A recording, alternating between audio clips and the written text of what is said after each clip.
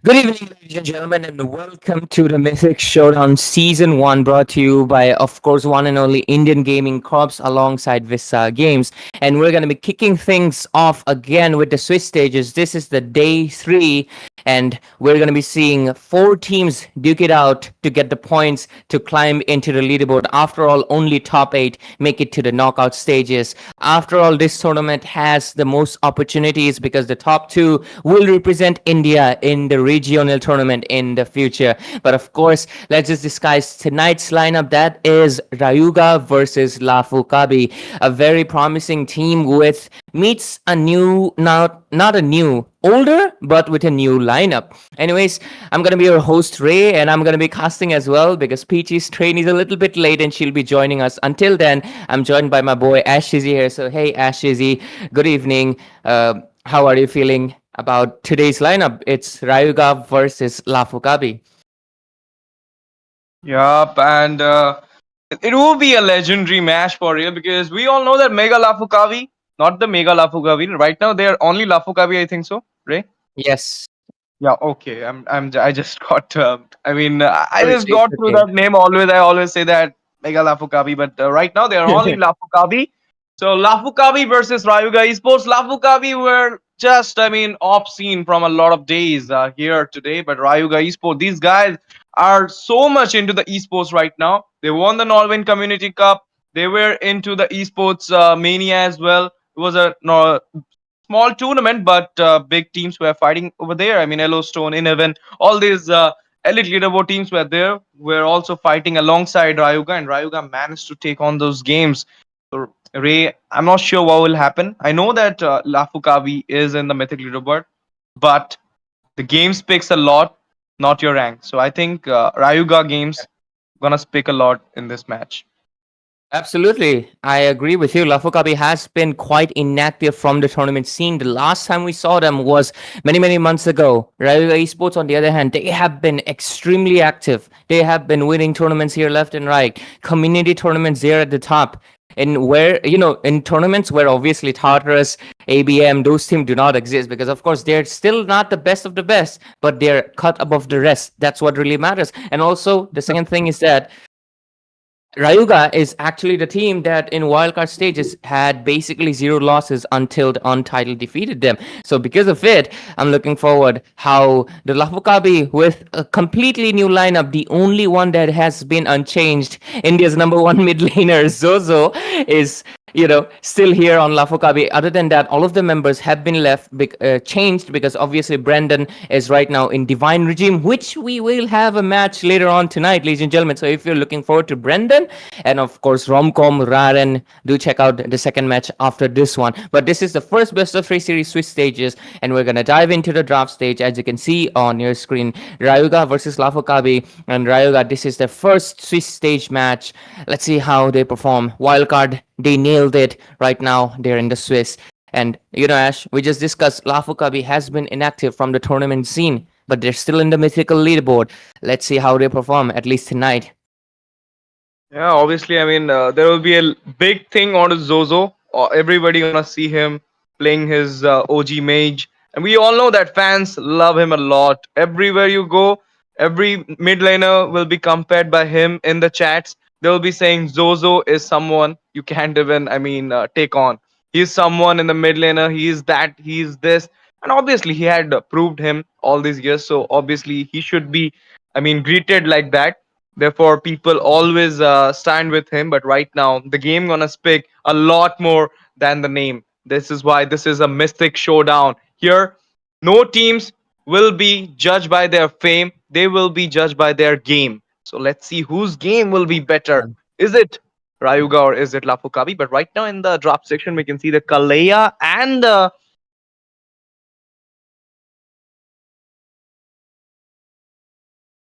okay, Kalea got banned. Ray, can you tell me what is that? Is it a chip? Yes, Yep. it's a chip. You don't worry, you can ask me anytime.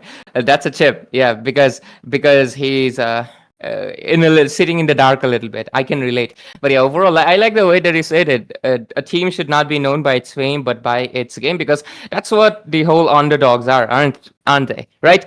Because they don't have any fame, but they got the game. But overall, Overall, two roam bans coming in from both sides. Let's just see how it evolves. But I like that you mentioned it. But anyways, let's focus. Okay, they're really going in for teleport bans. Like, have they Obviously. studied Lafu Kabi's new lineup, or is it just so like Rayuga can have? If you notice, Ashizi Rayuga likes to go for that 1-4 rotation. Four man is all on the far lane, while their jungler is split pushing. Choco him. Chocolate Chan Yeah. is the one who always like to control the game in means of turrets, and of Yeah. course, who can disturb that? Teleporters, ones who have Yeah. global presence. And yeah, it makes sense, I guess. They don't want any obstruction. They just want to do their thing. They just want Chocolate Chan to do their thing. So maybe this is the reason. It's like also you can say it's a respect band for Zozo. We can say that too. But Choco Chan is someone I've been knowing these days that this guy is not. You cannot say that he only split push. He only take on turrets. But at the same time, after taking the turrets, he will be in the team fight. So I mean, if you're gonna see the statistics of Choco Chan after the match. I mean, if we can ask him to show his statistics, it will be seen like it will be a full triangle. I mean, where he has done the push as well as he been in the team fight participation as well as his KDA being maintained.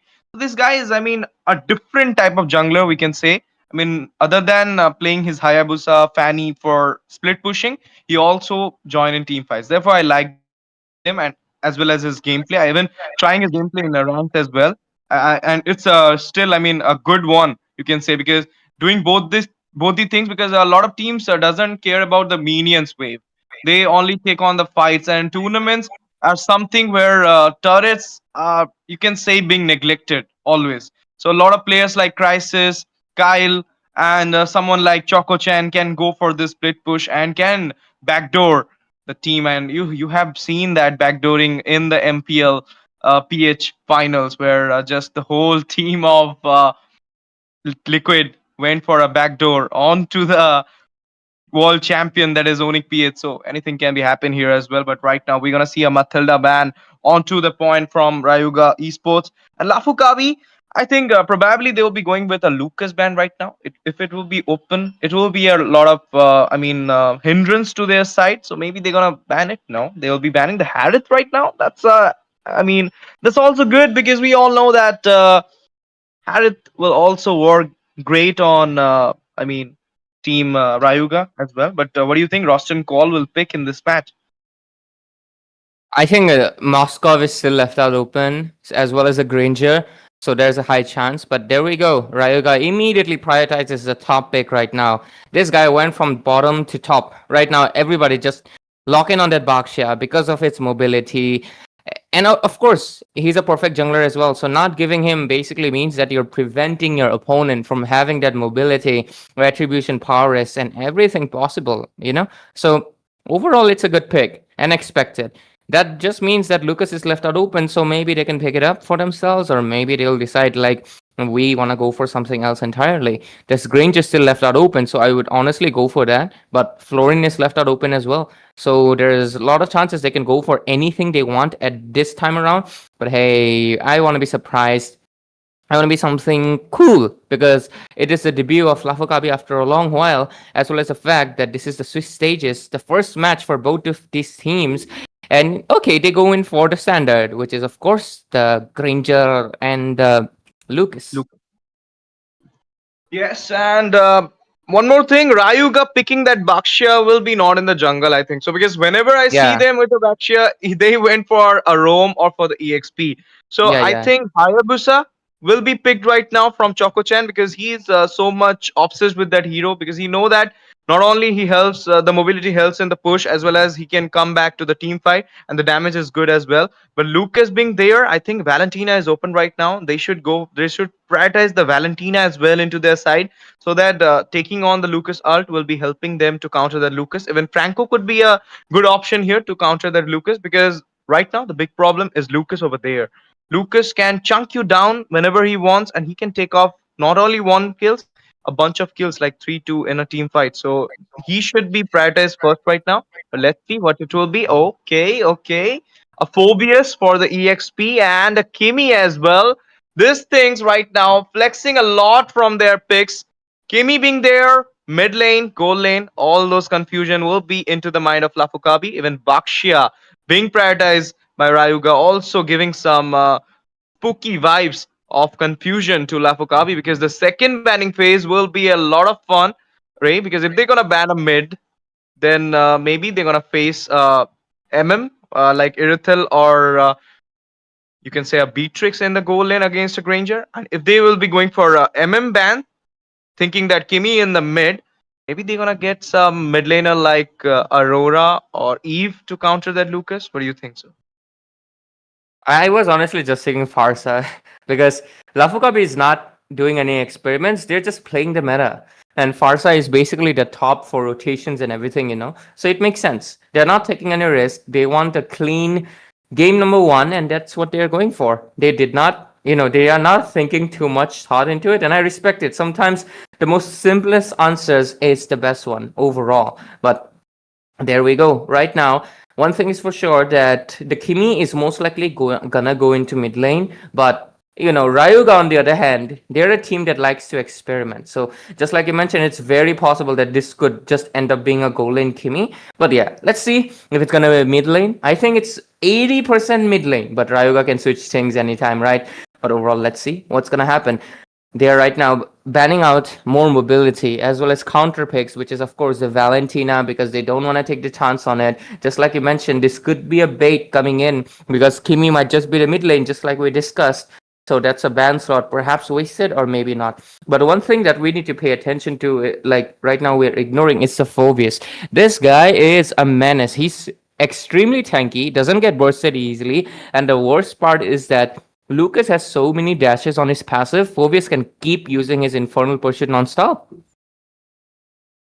Hey, look at that. I mean, they thought that Basha will be not in the roam. He will be in the jungle, banning that Florin right now. Also, I mean, if right now the MM and jungle will come up, I mean, Lafu Kavi's last two ban will be totally busted, you can say, because they would have been thinking something else, and something else just got happened in the drafts. Therefore, the flex picks do work great in the draft phase to play the mind of the opponent's side, and that's what big teams do in the draft phase. Because I always say this: 80% of the game being decided in the draft phase, who is winning, because a winning draft is always a better draft anytime. Look at that. They will be banning a CC because they know that the EXP is open. We need to take out the 2 EXP. Maybe the Gatot, maybe the CC will be taken out because they don't want the Phobius to get any type of winning lane hero taking on him. But right now, Glue being open is kind of a question, because they could have banned a Glue rather than banning a CC. I don't think CC will be better than a Phobius in a 1v1 fight, other than you're having a Glue in your side, taking on into the team fights as well, and initiations will be also provided by Glue, whereas a CC cannot be fully tanky and cannot be fully sustainable. So I think rather than going for a CC, they should have gone with the Glue, but it's okay. Maybe a respect ban, you can say, because someone from Lafu Kabi, their EXP laner, would be great with the CC. But right now, the last pick, I mean, the first pick of this second picking phase will be a Franco. Ooh, that's a good thing. I mean, they don't want to take any risk to keep that Franco to their side, because they know the Lucas is their main priority. And the Lucas will be the main damage dealer, other than the poke burst combo that Farsa and Granger. So taking this Franco, what do you think, Ray? I mean, is it a good pick? Because you have a poke burst combo, you need a high loss or a Gatot Kacha for your side. Gatot Kacha was in the ban list. I was honestly expecting a Badang to pop in any second, but it did not come in. I'm seeing a Franco. Okay, Badang EXP lanes can still work, but overall, the thing with Franco is, first of all, precision. All right, you don't land a hook, you're kind of screwed. The second thing is, you have to initiate first. You have to initiate first with the Franco. If you wait for too long, the enemy can easily overwhelm you, considering there's two tanky boys that can take the turret damage. If you, let's say you hooked in the Kimi, that's a go signal for Rayuga to just jump on top of you, because once you use your ultimate, Franco is just another standing duck. He's also very squishy. So that just basically means that if Rayuga is playing aggressively, it can basically mean the Franco would be, proving to be not that useful. But at the same time, in a team where if Rayuga feels a little bit intimidated by the hooks and plays on the defensive end, yeah, it's gonna be a Lafu Kabi game because Franco is all about precision, mind games, and control. And I'm seeing an Edith after so long.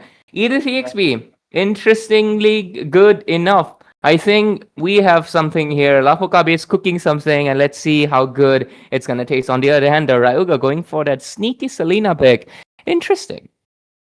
And a Hayabusa as well. The Florian ban got vested down for the side of Lafu Kabi, but it's okay. They got the edit into their side. I was thinking about you said about a Badang, but I was thinking about a Esmeralda because you need some absorb against the phobias and also some damage as well. Both the things could have been there, but it's okay. I mean, also Edith can provide the absorb as well as the damage. Both the things sustain as well, so it's a good pick It's against the mostly phobia. damage, actually. You know? Yeah, it's morely damage. Yeah, you can say it's more about damage, and it's mainly that I mean, Edith being in the team fight will be helping them a lot because they are totally, I mean, full of damage. If you were to see, I mean, even Franco cannot provide the sustain from the early game, and if he Yeah. is going for, I mean, bloody hunt more than 3 to 4 times in just span of a little bit seconds, they need to itemize those. CD reduction items as well, that Franco. So, I mean, he can't be that much sustained. But right now, into the game number 1 of the BO3 series in the Swiss stage at Indian Gaming Corp's Mythic Showdown. Here we are for the first match of day number 3 Swiss stage between Team Rayuga Esports versus Lafu Kabi. And the match is on, Ray. Yep, the match is on, and I'm loving the transition here, folks, because that Mythic Showdown into that Land of Dawn just looks really good. I just love that. Today I'm Shinri or Zero right now, but already First Blood traded out 1-for-1 immediately. And so far, rotations are coming in. Ashizi, we just immediately got 1-for-1 trade, but that was a roamer for a jungler. Already Rayuga cementing their kind of lead. Yep, you can say that, but it's like, I mean, okay, they won the trade because they lost the roamer and they lost the jungler, but it's kind of same as well. But right now, one more kill, Ogi Shadow kill on, and it will be first being taken down. Zozo, the man with the golden hand, will be taken out from the beginning. I mean, he got the kill, then he got out from the map as well. 2-1 is the score. Turtle being on. Hayabusa having 2 kills into the hand will be helping him a lot to farm this turtle into his side. Not a good news for Lafu Kabi because that's a Hayabusa you're talking about. The more kills he gets, the more dangerous he becomes for you. Overall, the turtle fight looks like it's gonna begun. It spawned in, and oh, the stun doesn't hit. But Lucas, looks like both of the teams are just showing warning shots. Well prepared to go in for any second right now, but they're also holding back, knowing that rushing in blindly is a fool's game, and they don't want to be that. Overall, let's see what's gonna happen. Okay, they are taking some space. They're waiting. And funny enough, that is good for Rayuga because Hayabusa can, take the red buff for himself. But just as I speak, obviously Granger is gonna win out his lane because you don't play Kimi in the gold lane, guys. Play on the mid lane. I know Rayuga wanted to go for the bait and switch, but Kimi will suffer a little bit until the mid game.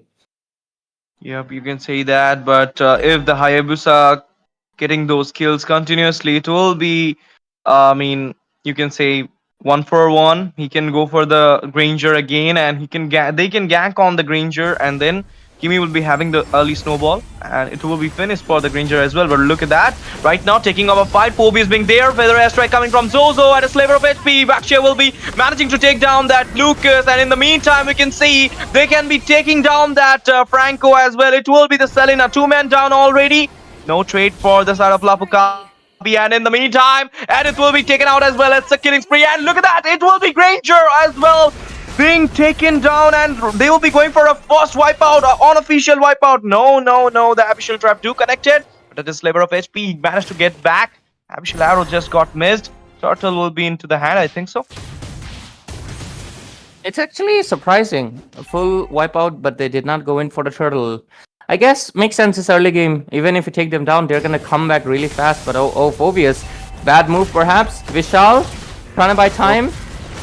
Yup, Infernal Pursuit coming on. 3-man still handling them, and at a sliver of HP, they oh my goodness, Flicker will be come out, and Lucas will be taken down. Abyssal Arrow just got connected, and as well as the trap. But look at that, Edith coming with the ult right now. Bloody Hunt, and there will be Selena taken down. Double kill for the Edith. Hayabusa going inside the turret with the Ogi Shadow kill, will be managing to take down the Franco, but at a sliver of HP, managed to get back into the safer side. That first Zozo right now outplaying the whole moment, and let's see, the turtle fight dance is already on. Edith coming up right now. What do you think, Ray? I think it's a free turtle. Yeah, it's gonna be a free turtle overall. But Lafu Kabi is fighting back really like bravely, and gotta give it out to them. They're actually doing good despite the kind of an early lead already that was wasted. They're still trying to bounce back as much as possible. But let's see overall, the Granger stacks is what's going to be the most important carry factor. Also, Edith and Lucas actually carry this game hard for a simple reason, because they have to be the frontliners, because Franco is not exactly the tank you'd call a frontliner. You know, he's someone who likes to stay behind, hook, or come in with the Flicker and Bloody Hunt. So that basically means, and look at the 1-4 rotation always, because Chocolate Chan always loves to play for those objectives. Okay, Zozo, what is that positioning? Wanted to be inside the enemy territory, but Lucas. Look at that right now, Kimmy coming up. All is the beast being on right now. Lucas will be slamming down that Selena, but Baksha managed to take down the Edith as well. Rinse and Redemption coming from the side of Lafu Kabi, taking down that Baksha. And in the meantime, Choco Chan is doing his spooky things. That is the splitting push into the top lane as well. And look at that, the 4BS will be taking out Zozo as well. Zozo being so much aggressive, going in between the position. That's a bad thing to do at that time, and Phobius managed to take down, but at the meantime, Kimmy melting down that Lucas at last. Instant redemption for the Selena being down by the Lucas, you can say. Yeah, I think Lucas overstayed his welcome. He should have retreated after the team fight, but since he didn't, immediately got punished. Right now, the score is 11-7, around 3,000 gold lead into the hands of Rayuga, and looks like they want to go for Moon Knight, but no, they're holding back a little bit, letting all the resources waste. Even though he used his ult, but Feather Airstrike has a lot of damage. In the meantime, Skypiercer does work for the Granger to take down another kill for his side. And you can say that Wizard of the League. Okay, that's a good name. That's a good name. Okay, I mean, if he got outplayed by Kimmy, I'll not doubt anything. It's okay, but look at that right now. The blast being on, and the Kimmy will be taken out. That's something which needed by the Lafu Kabi at this point.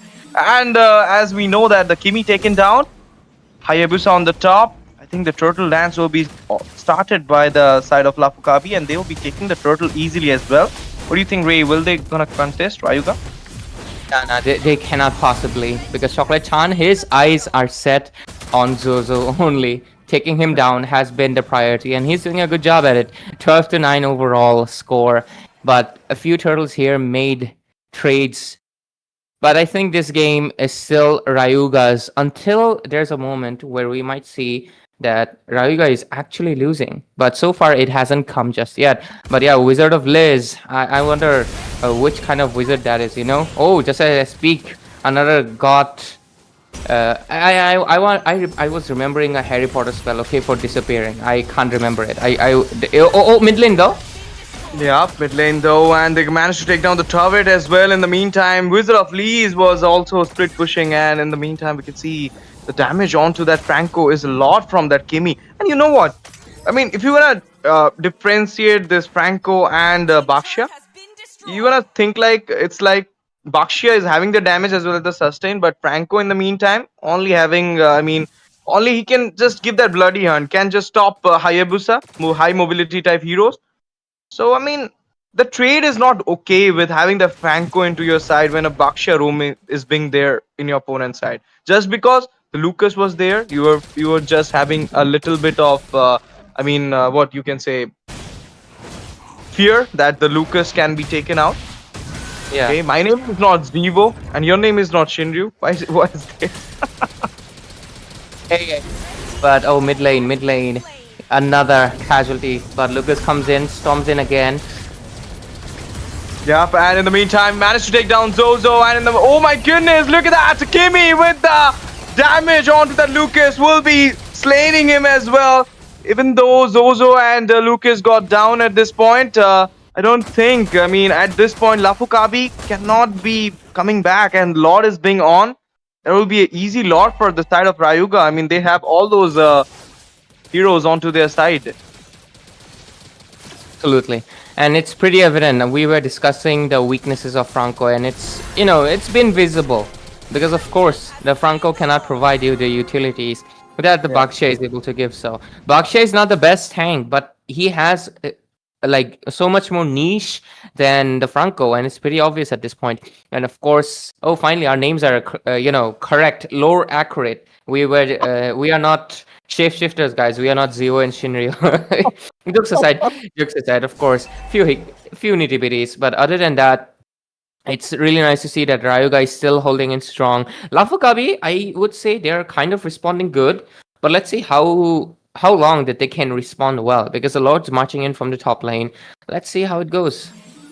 Yep, and in the meantime, we can see the Lucas is being surrounded, and he'll be taken out as well. It's a mega kill for the Kimi. Right now, the Kimi is getting the power off, and look at that. He managed to trap that abyssal arrow onto the Franco. Oh, Zozo was about to get down, but managed to flee away at the perfect time. But right now, getting down those turrets in the mid lane is having a big trade onto the side of Rayuga. They'll be getting the second tier as well. Franco is doing nonetheless at this point. I mean, he can't do anything. That's the big problem. Look at that Baksha. He's going aggressively onto the Franco. Hook will be missed. I mean, the Yavi Franco's era was in 2022. We are right now in 2025. So that is a big difference in the years. Yeah, Franco sadly has fallen off, and unless you can be the god of hooks, it's really hard. Oh, I might have jinxed it. He was about to get down, but it's a Baksha killing spree for Wizard of Leeds. Getting down the Roamer after losing tiers in the mid, tiers in the top, as well as in the bot. Blazing being off from the top. Skills is 7 in 10. And they have a goal lead of 5k. I don't think it's a great trade, but right now Feather Air Strike being on, Franco Flicker being on as well. He will be getting away, but Probius Infinite Pursuit coming up, Unleash the Beast as well, going on to the Kimi and taking down. No, it's a Kimi will be taking down the Lucas. Unstoppable for the Kimi. The damage was something would just shatter down that Lucas. I mean, this is the damage we're talking about, Ray, from the beginning. I mean, when the Granger take down the Kimi, and you said mid to late game will be the game of Kimi. Is what happening right now. Yeah. We are in the mid. Yeah. Let's see overall. I want to see actually the itemization, because I want to see how far the difference of the goal laners have become so far. Okay, there we go. Kimi so far has 1, 2, 3, 4. Okay, 4. That's basically the 5th item, and Granger is actually following suit. Funny enough, both of the goal laners are actually very close by 8.7, but 1.3k advantage onto the hands of Kimi. That's a good amount, but Granger not falling off that behind is actually impressive. Other than that, most of the other members have gotten their main gears, but rest of the roam and mid laners, they still need to get a little bit of more level advantage as well as farm. Zozo is level 11 right now. Easy kill as well, so level disparity is not between the mid laners, which is a good thing that you really need, especially when you're obviously ganking. But it's just that Selena and Farsa are just so different approach in the team fight. It's a little bit hard to say who's gonna come out on top, but let's see. The Lord, it's not exactly a Lord dance. They're poking it, trying to lure them in. Let's see if Lafu Kabi bites the bait, because so far Rustin can actually go for the Lord solo. Trust me, Kimi can solo the Lord actually, funny enough. But okay, Lafu Kabi is gonna go for the split push. They're not gonna contest for the Lord. That basically means that they're gonna take the tier 2 on the top lane and be satisfied with it and go for a defensive play. Good enough. Backing off right now. Okay, they got surrounded by whole Lafu Kabi members. Infinite Pursuit coming up, but it won't be enough for that Basha to be getting help from the Phobius. But look at that monster kill, instant redemption for the Basha, and it will be the Edith as well getting down. 2 men already been down. Hayabusa going on, and a sliver of HP. Granger managed to escape, but Lucas with the Unleash the Beast coming on right now, and will be checking down with the blast onto that Selena, and 2 men down as well. Again, the first managed to get down that Phobius. 3 men down, you can say. 3-for-2 trade right now coming from the side of Lafu Kabi, taking down the Lord with the help of the... I mean, Forza was not aware of the Kimi coming from the backside. That was not a good position, Jojo. You shouldn't have went for that. But right now, the Kimi slamming off the double kill onto the Lucas. And look at that, the top tier will be taken out. No. Minions got down. And Franco right now here into the map again, redirected back. Want to defend his base. Want to defend this match as well. What do you think, Ray? I think it's extremely impressive that they were able to hold off such a good defense, but I can't really blame Zozo. It's the Kimi's nasty mechanic. Once you get caught in the, bazooka, the rocket, Granger is bazooka, hers is like a rocket. Once you get caught in that area, it's really hard to escape from it. And of course, the second skill on Mobilize combined with the insane amount of damage she has in the later phase, it's extremely hard. But okay, they pull in Rocco again. They waste skills, I understand, but might fall another victim to Kimi, or no, they will retreat. Overall, the gold right now is around 10. Oh no, okay, no, not 10. It's around 8,000. 8,000 into the hands of Rayuga. They're leading the score, they're leading the leaderboards, and they're leading the map. One thing, that advantage that Lafu Kabi has right now, it's that top lane turret of Rayuga. They were able to take all of the tier 1 and tier 2. So if they actually secure a Lord, that inhibitor is going to be in jeopardy. And this might be their only chance of bouncing back. But looking how the game is going, unless a Granger is able to secure another shutdown. Okay, 2 genius ones, but I don't really exactly prefer it. I would prefer for Selena to go for a little bit more burst. Or maybe something else, because maybe even a divine for Kimi would be much better. Let's see. Right now, say almost 16 minutes in. Zozo is actually really important right now for a simple factor that he is the one providing the zoning out. It's just that they need to shut him down. Yep. As well as he's giving the damage from the backline. You can say he's the damage dealer. Going on right now, Abyssal Trap trapping down that Franco. Okay, hook coming up, but no one will be get down. Lord being up right now. Will be seeing a easy Lord contest from the side of Team Rayuga, or are we gonna see a contest also from the side of Lafu Kabi? Hook again being on, will not be taking down anyone. Edith right now initiating the fight. Okay, no, backing off at this point. But the position is good. They can contest for this Lord, but the fight will be on right now. Baksha and the Probius initiating the fight from the side of Rayuga Esports. Feather strike coming on. No one is there to take down Forza, but a shutdown will be there onto the Granger. Legendary for the Rustin Cole. Double kill right now. 3-man down. Forza wants to get back. It's a double kill for the Haya as well. Choco Chan and Rustin Cole taking down the match. The minions are in the base. Jozo being only here to take down, but no. Even though the Abyssal Trap connected, Purify was there, but the base, no Purify, no Abyssal Trap, will be tormented down from the side of Team Rayuga Esports. The first set goes to Rayuga. We were talking about, a backdoor. Does this count as a backdoor? I mean, I was there on the base alone. It might count as, it might count as a backdoor. What do you think, Ashizi? Like, obviously, do we count it as a backdoor? Yeah, it's a backdoor because at that moment, Forza and Forza and the Edith was about to go to the base. They were recalling back. They were retreating back, but they couldn't. And when the Forza raced, it was the time was up for her. Mm-hmm. I gotta give to Chocolate Chan. This guy is just a menace on jungler. 0 deaths. Like, there was just no one that could catch up to him, especially on a Hayabusa. This guy basically might just be the newest best jungler we've seen on the season so far. Great overall performance. Show the data, and you're gonna see that he is having the most push as well in the turret. Can we see the data? I think push was done by both of them. I would love to see the data. Okay, there we go. Yeah, Rustin was also pushing. I noticed it. And Marksman, Marksman, it's a cheat code. No matter how much you push, Marksman in the late game will always deal so much more damage to the turret that they always get overall better than you. I know it as an EXP laner and a jungler myself. No matter how much I push, in the late game, the Marksman only needs to push down 2 turrets. They will get most of the turret damage. It's a little bit of a cheat code. But overall, this was honestly, not gonna lie, Team Lafu Kabi, after such an inactive period of them being in a tournament scene, they actually really did well. Because tonight, I was honestly expecting Rayuga to have a very clean and swift game, but we just saw that Lafu Kabi was able to hold their own for very long.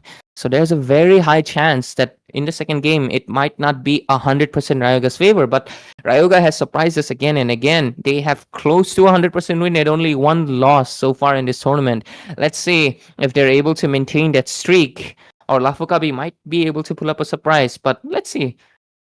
I mean, Ray, if you remember when the wildcard stage just started and you were the host in that match, and I was casting alongside Pitchy, I told you that in heavens, Rayuga Esports, though in heavens lost, you can't count that, but still, I mean, Rayuga Esports, in heaven, Armageddon, this team's gonna rock in the Mythic leaderboard as well. I mean, when they will be fighting with this Mythic leaderboard teams, they will not be backing off. They will be giving them that same fight they were getting from other teams of Mythic Leaderboard. Just like, I mean, you saw that thing right now.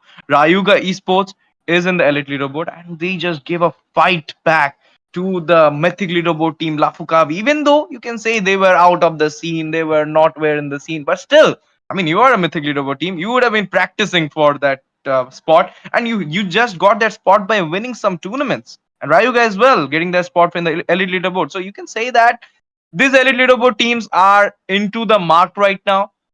We cannot say they are the underdogs anymore. They're right now fighting against those big teams. Let's see if someone will be there coming up and taking down Tartarus, because I mean, there will be a team right now forming up, seeing all these teams gameplays, and will be applying onto them, and will be coming onto the stronger side, and will be taking on ABM, will be taking on Tartarus. So Tartarus should be also preparing for that too. They will be also getting better, but some team will come, some team will take it. Let's see how it goes. But right now, as I said before, this is the tournament not for fame, for the game. I mean, if you have the game, you're gonna show down your skills, you're gonna show down your hard work, you're gonna just pave it off by taking down the crown. If you don't have fame, just just show your game and just take your name, just take your fame by showing your game. But let's go for the second set right now. Rayuga versus Lafu Kabi being on, and this is the match point for Rayuga, and a do or die for the Lafu Kabi. Are they gonna give us a reverse sweep, or are we gonna see clean sweep here, Ray? It's gonna be interesting to see because if I'm not wrong, Rayuga is from Mumbai server, Delhi or Mumbai server, and Lafu Kabi is obviously Bengal server, right? So obviously, in a draft stage, we usually toss whoever gets the first pick gets to pick their comfort server, right? So last game, it was pretty obvious that Rayuga was playing into Mumbai server most probably. But Lafu Kabi right now has the advantage. They're the first pick. They have the comfort server. So maybe this time around, we might see a few assassins pop in. Maybe Zozo might also go in for something unprecedented overall. Because, of course, it is a sad thing, but of course, we do have server differences due to the latency of the distances between the locations, right? Because, I mean, like Malaysia, Philippines, Singapore, all those places, even they have different servers because they're different countries. But our India is so massive that we need different servers for different corners of India, right? So yeah, that we are a diverse country overall. But that let's talk about let's see if Lafu Kabi this time around, having that comfort server and everything, is able to do so. And obviously, I would love to introduce right now our caster, who I was replacing, Peachy. Welcome to the casting desk. I was your host and your caster for today, but right now Peachy will be taking it over from here. Lafu Kabi versus Rayuga. Rayuga takes game number 1 in their comfort server, but right now Lafu Kabi will get the Bengal server and the first pick. Let's see how it goes. Really great contention coming in. So Peachy, take it over with Ash Cheesy. Have fun, guys. Thank Thank you you. so much, Ray, for that introduction. And okay, game number 2. I feel like there's a lot of respect bans going on from the side of Team Lafu Kabi. Interestingly enough, because they don't want to lose it in a 2-1 manner, right? Yeah. You know what, Pichi? I mean, the previous match, Rayuga was not just won the match; they just dominated the whole match. The Kimi pick, and then the way they just channel it out with the Hayabusa being onto the side of Choco Chen, as we always see that thing. Whenever he goes with the Hayabusa, he go for the split push, he go for the team fight as well. 804 was the KDA of Choco Chan and 44% push rate as well.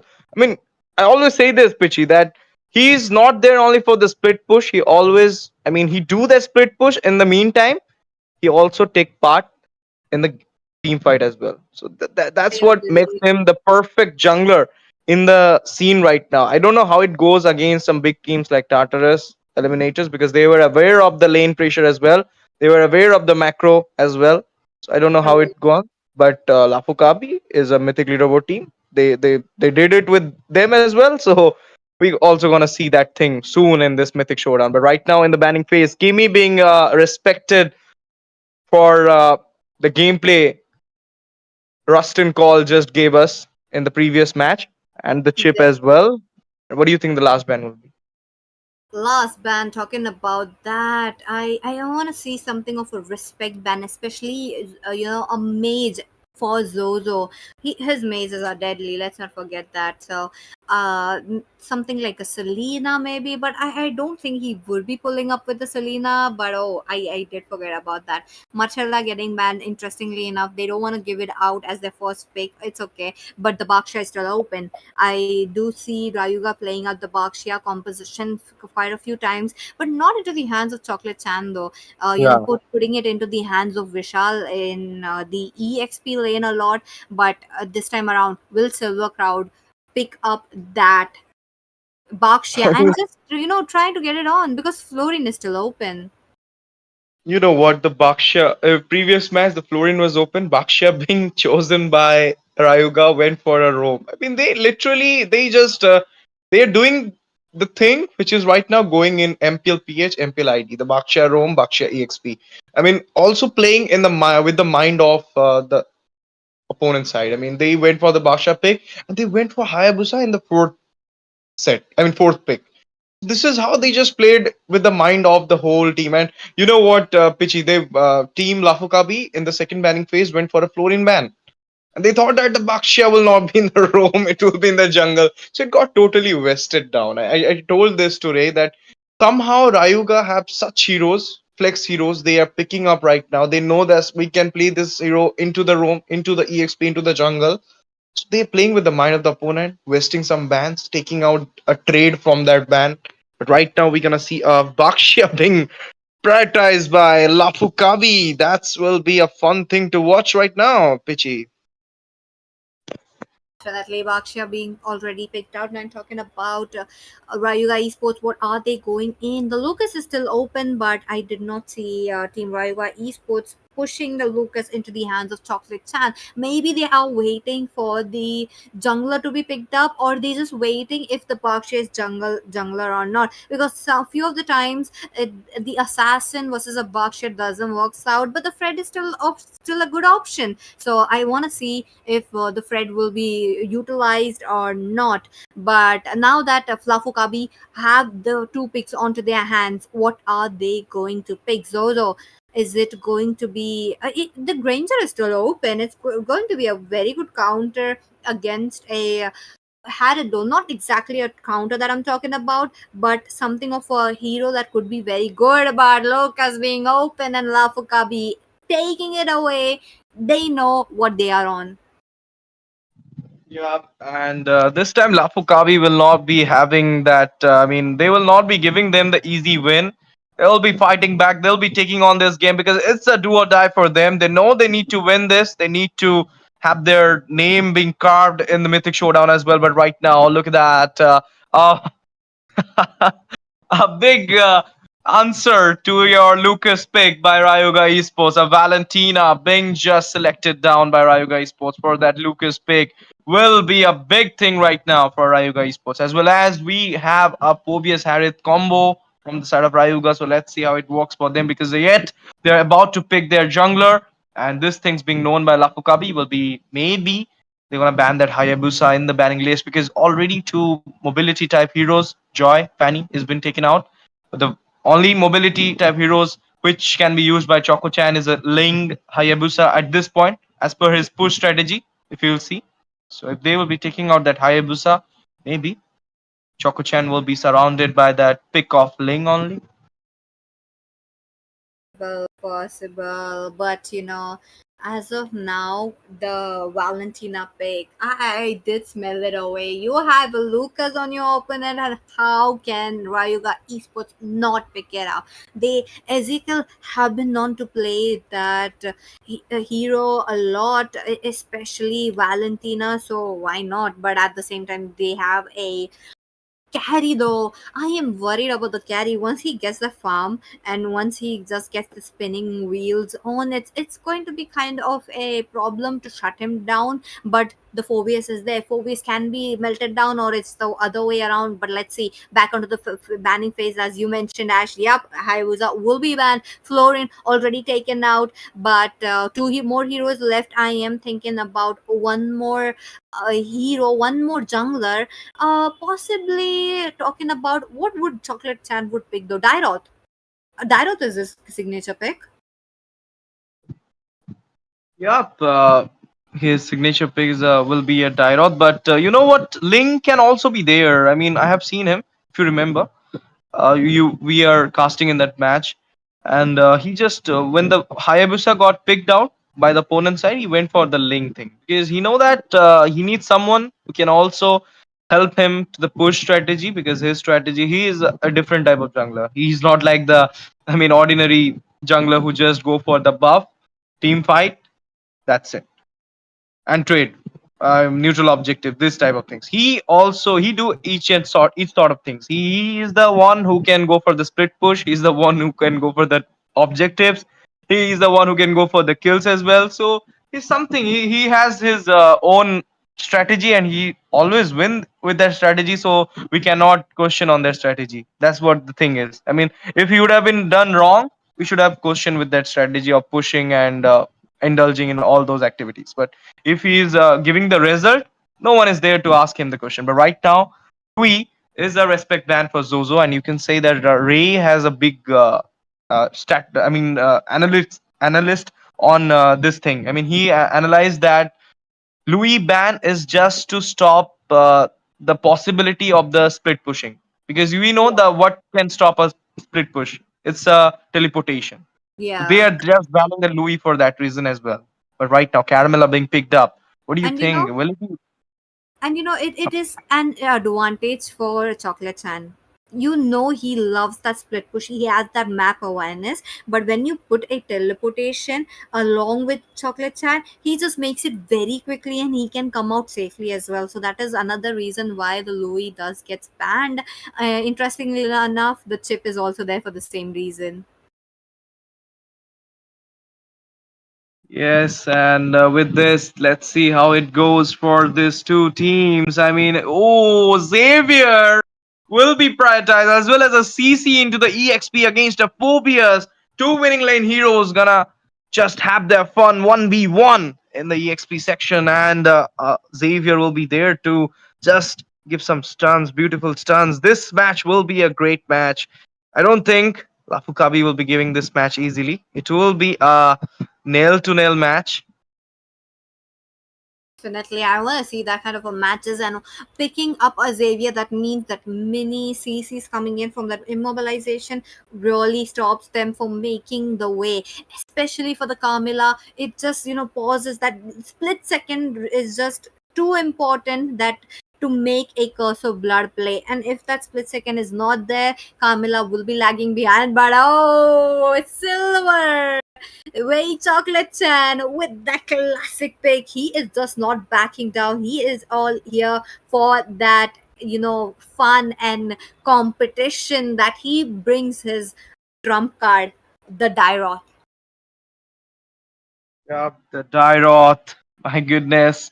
We were waiting for some Choco Chan magic. We were waiting for some Choco Chan respect picks. And he went for his comfort. That's a Dairoth.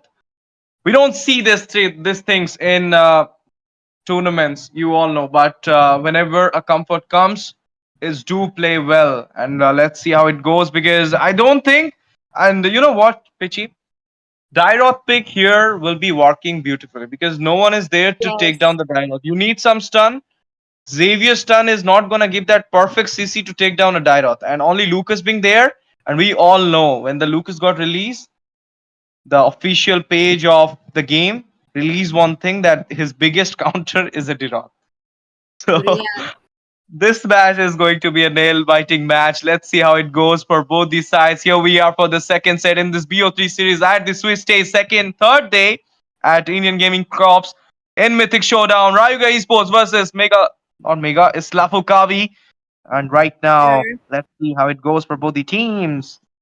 I am curious to know. Rayuga Esports, they do have a chance to pick it up in a clean sweep, but this time around, Lafuka be back again. Oh no! First blood coming in so quite quickly. Not even 2 minutes into the game, Ezekiel will be picked off. Yes, and the first blood for the side of Team Lafukabi. They just started well in this do or die set for them. And it's like them. I mean, they know that Ezekiel will be having a little bit, I mean, not that much damage from the beginning, as well as if you're going to compare it with a Xavier. So they just went for her easily. But let's see. This turtle being up will be depicting a lot of things. Pichi, what do you think? Who going to take this first turtle? Lafukabi or Rayuga? Oh, they do have Shinigami on the Lucas would be coming up with that mini CCs from his skills, but at the same time, I really like, oh, that's a lot of stuns coming in top lane. But Dairo, though, he needs a pathway towards the turtle to take it down, but the defense threat that he has with the skills is going to help him down to tone it down, but at the same time, if they are not okay. Boom, bam! My goodness, look at that! Harris, Seven Force coming up, and Dirot! Oh my goodness, Happy strike would be there, but the target damage, I can't see. He will be taken out, and the turtle will be also prioritized by the side of Lafkabi. Interestingly enough, Lafu Kabi, they want to get the snowball onto their hands. 2 kills picked up by them. At the same time, they are making sure that the Wizard of Liz is safe enough. 1 for 1, it's okay, but he did get a kill. But as of now, Baksha is just too low.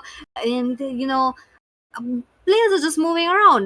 They want to get Russian coal as farmed up as possible. I did not think that I would be seeing a Harriet against a carry, but this is the game. Lafukabi did bring it on. Bottom lane, too much pressure going in. Okay, look at that bottom lane. They are being surrounded right now. Okay, stunning that Caramel at this point, and here you go. Phobia's coming up as well. Dawning Light coming up right now at a sliver of HP. Okay. Look at that. They just got surrounded again, but it will be fine. They'll be dismantling the fight. They know that they no longer take this fight on. Otherwise, they will also be losing some trace as well. But look at that. Lucas coming up. All is the beast being on. Going inside the turret. Getting a lot of damage. Basha from the backside. Taking down that. Okay, you'll not be able to take down. It will be Harith. Just because of the turret damage, we'll be taking out that Baksha out from the map. As well as we can see a little bit of poke coming from Valentina. Oh ho ho. The Valentina works is just working very, very well for them, but Rayuga Esports were able to clear out their, equalize the score for themselves. Almost going into 5 minutes into the game. Let's see what the future holds for them. Now the turtle will be spawning in 50 seconds. This time around, Lafu Kabi will be the ones trying to take it down. Given the fact that we are looking at a Bakshia taking the river area control. Look at that. Vishal unable to go in and he's just there. He's just there. And the turtle dance already started from Lafukabi, but no, it was just a bluff. But look at that, Caramella initiating the fight at this point. Will be going for the all vengeance being popped up, getting a lot of damage. Lucas, oh my goodness, Valentina coming with the Lucas strategy, but he will be. Ooh, the Xavier Zozo will be taken down. Infernal Pursuit onto 3-man, but got surrounded. Double kill for the Lucas. A great start from Lafukabi. He will be taking down the turtle as well. I don't think team Rayuga will be contesting for it, but look at that Bakshia right now going against that Girot will be backing off as well to that Valentina. Who wasn't expecting Lafu Kabi to win up the kills, but at the same time losing the turtle. Okay, they are in. Look at that. Okay, no, that was Shinigami who picked up it onto their hands, but Rayuga Esports, they are playing all 5 members all together. They just want to make sure they will be not losing it out, because the pressure is there, the early game damage is there, but okay, look at that. Okay, the fight being on right now. Basha being taken down. Carry and CC going for a split push.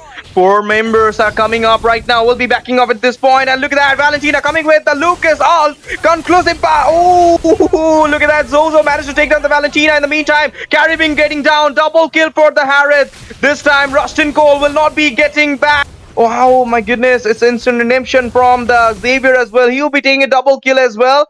Zozo this time showing his mark, showing his aura in this match again.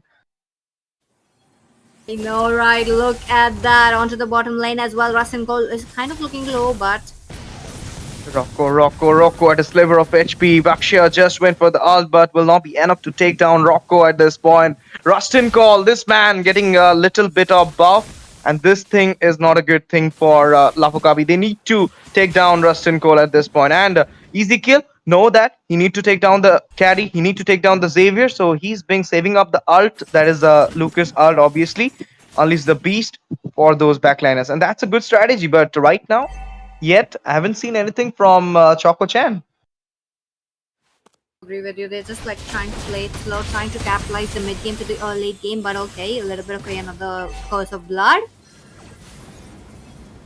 Yup. One more fight about to come, but no, Rocco will be backing off right now. Unless the beast coming off. Oh my goodness, the blast also. But will not be enough to take down any members from Rayuga Esports. And here you go, the turtle being on. Okay. They will be again initiating a fight. Infernal Pursuit coming up. Engines being on right now.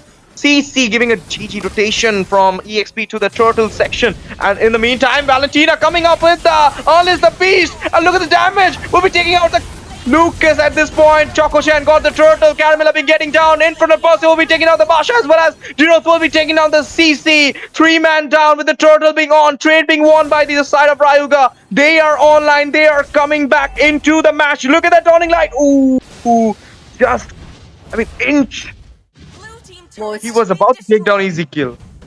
Almost there, but look at that. They are trying to push in the minions as much as possible. Now, Wizard of Liz, look at him. He is farming out quite comfortably, which is kind of scary though.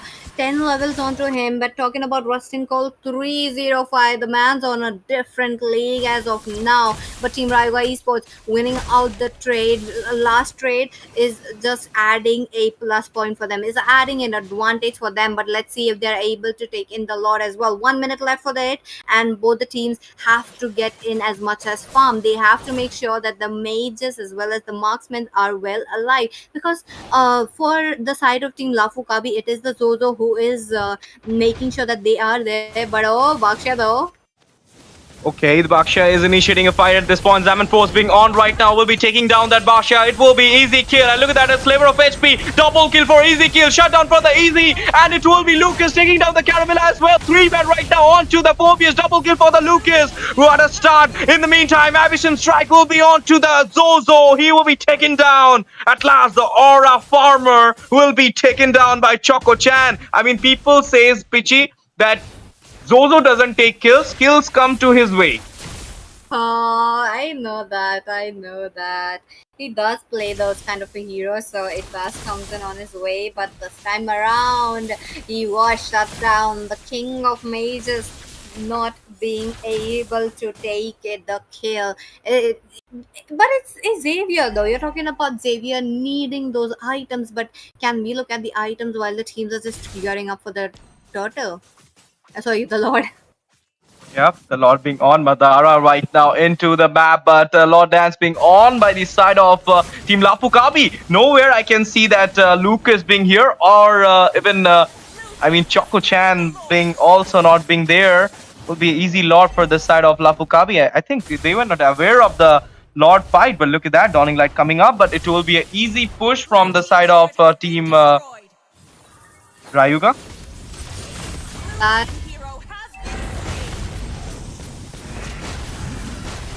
Yep, because of blood dust comes in, and with that they unleash the beast is there. Zaman was dropped in by Rustin Cole, but he does get the kill, double kill.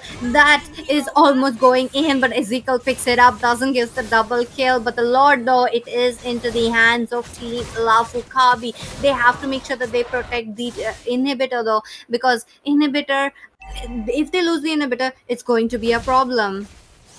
One more Lord being on right now on the top lane. Managed to take down the first tier in the mid lane. I mean, I'm doubting who just took the Lord. Is it team Lafu Kabi or is it Rayuga? Because Rayuga is being having the turrets, even though they lost that Lord.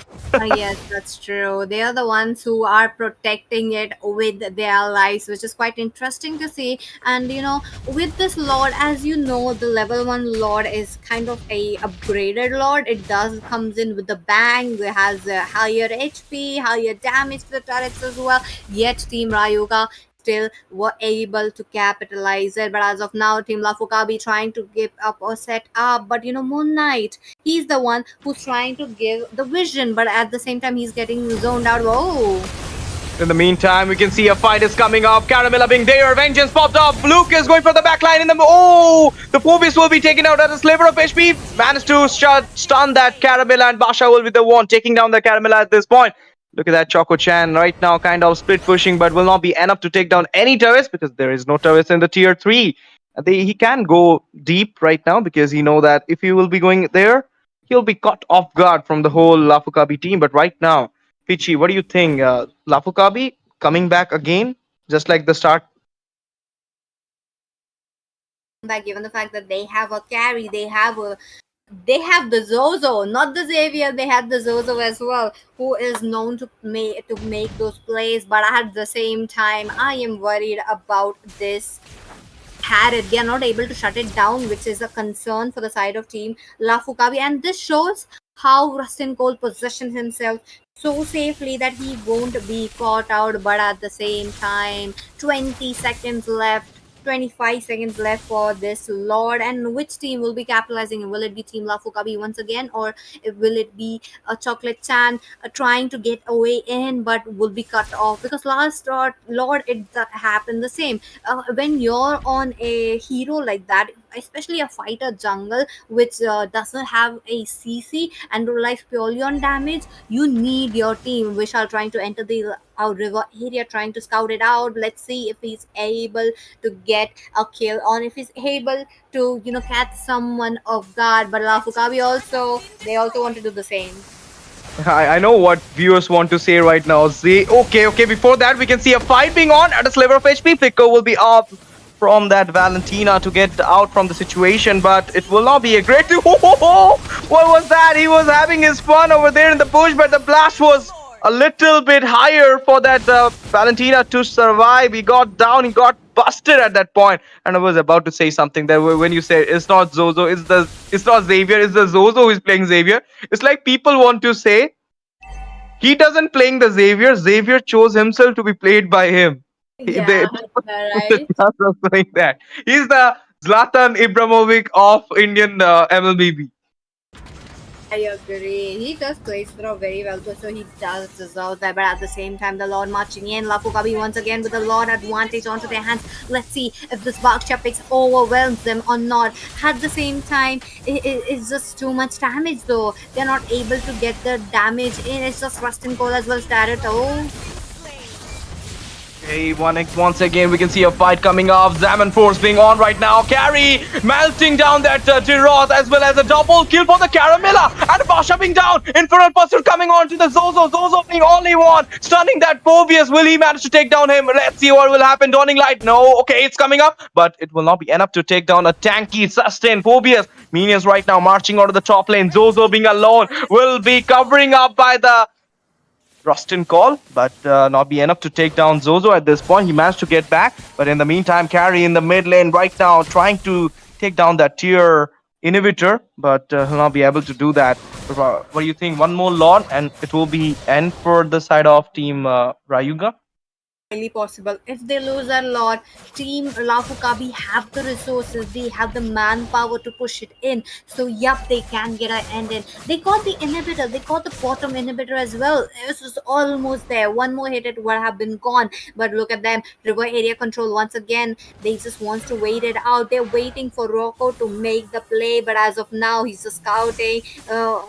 Moon Knight would be first one to be spotted out, but 16 for 18, Rayuga Esports with the lesser amount of gold. You're talking about almost, 1,000 gold difference from both of these teams, maybe 1,300 as well, but 40 seconds left. Rayuga Esports have to make quick decision. They cannot let this lot go, or if they do let it go, they have to feel the wrath of this Lucas as well as the CC who's trying to come in.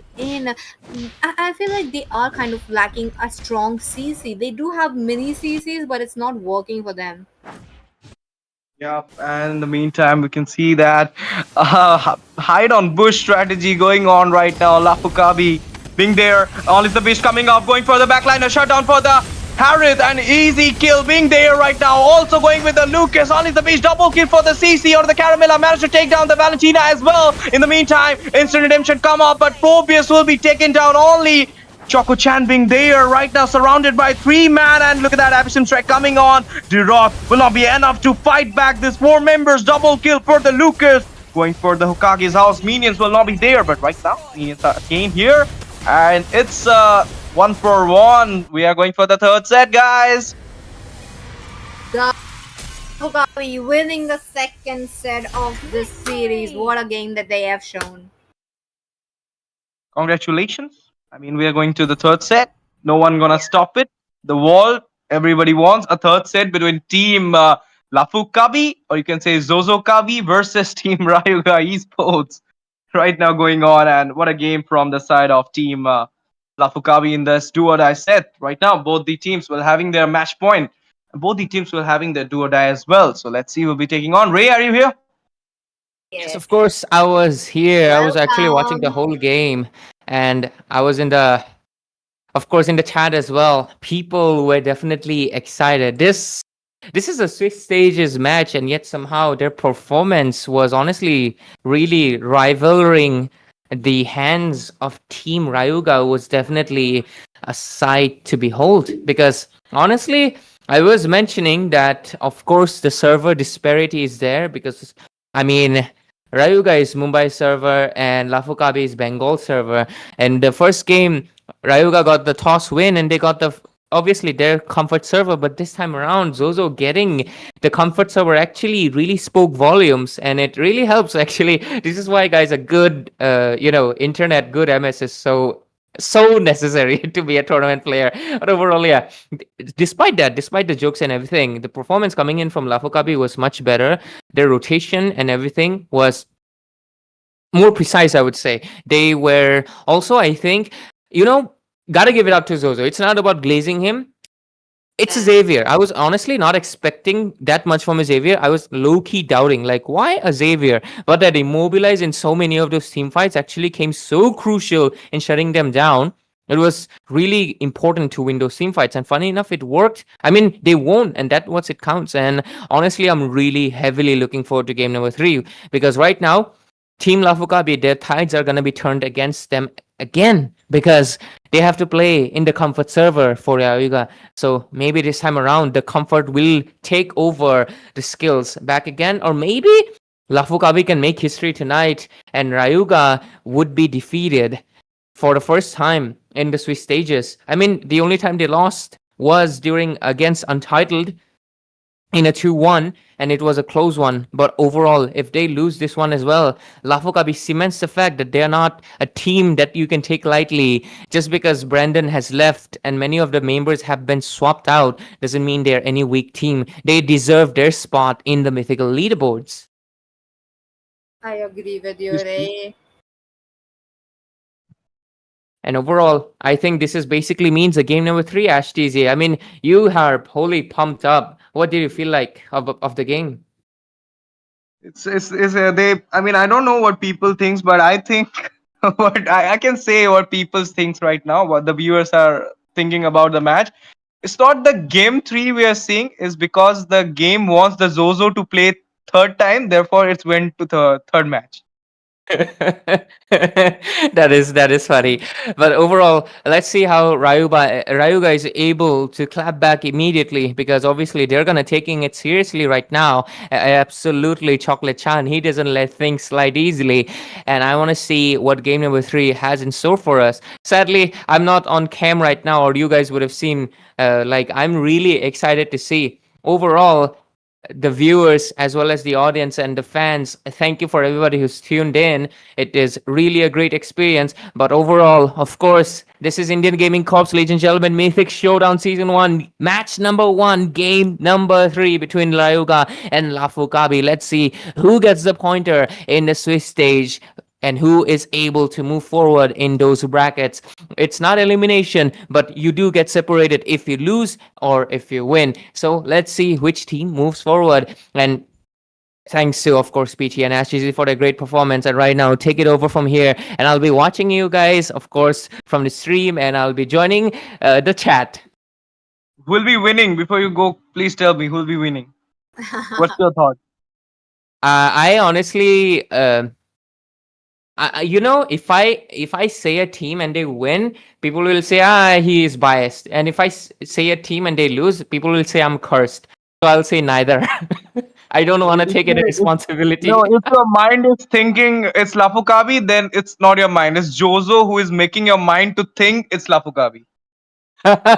honestly, I think it's a Rayuga's game. They have the comfort server, game number 3, and Lafu Kabi, unless they have another trick up their sleeve, I feel like this is gonna go Rayuga's game. Let's see, let's see. My bets on Rayuga for your happiness, of course, Ash GG. So Peachy and Ash, take it over from here.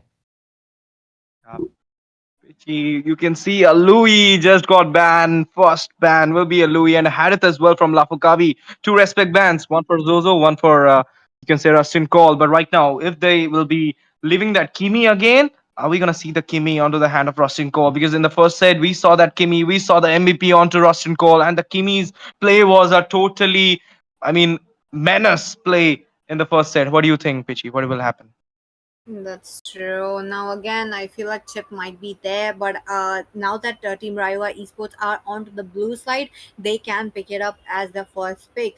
Rocco do play that hero, so yeah, that we might be able to look at the Chip gameplay. But Bakshia, though, this time around, Bakshia, they don't want to let it go. One of the main pick. I really like how his popularity is raising again, but it's I don't want to see a tank meta again. It's there. I know it's just we are just so near to it, but nah, not so fast. But as of now, two bans left. Rayuga Esports, what are they going to do? Go. One thing they can ban is a Kimi, or one thing maybe a Chip would be a very good thing.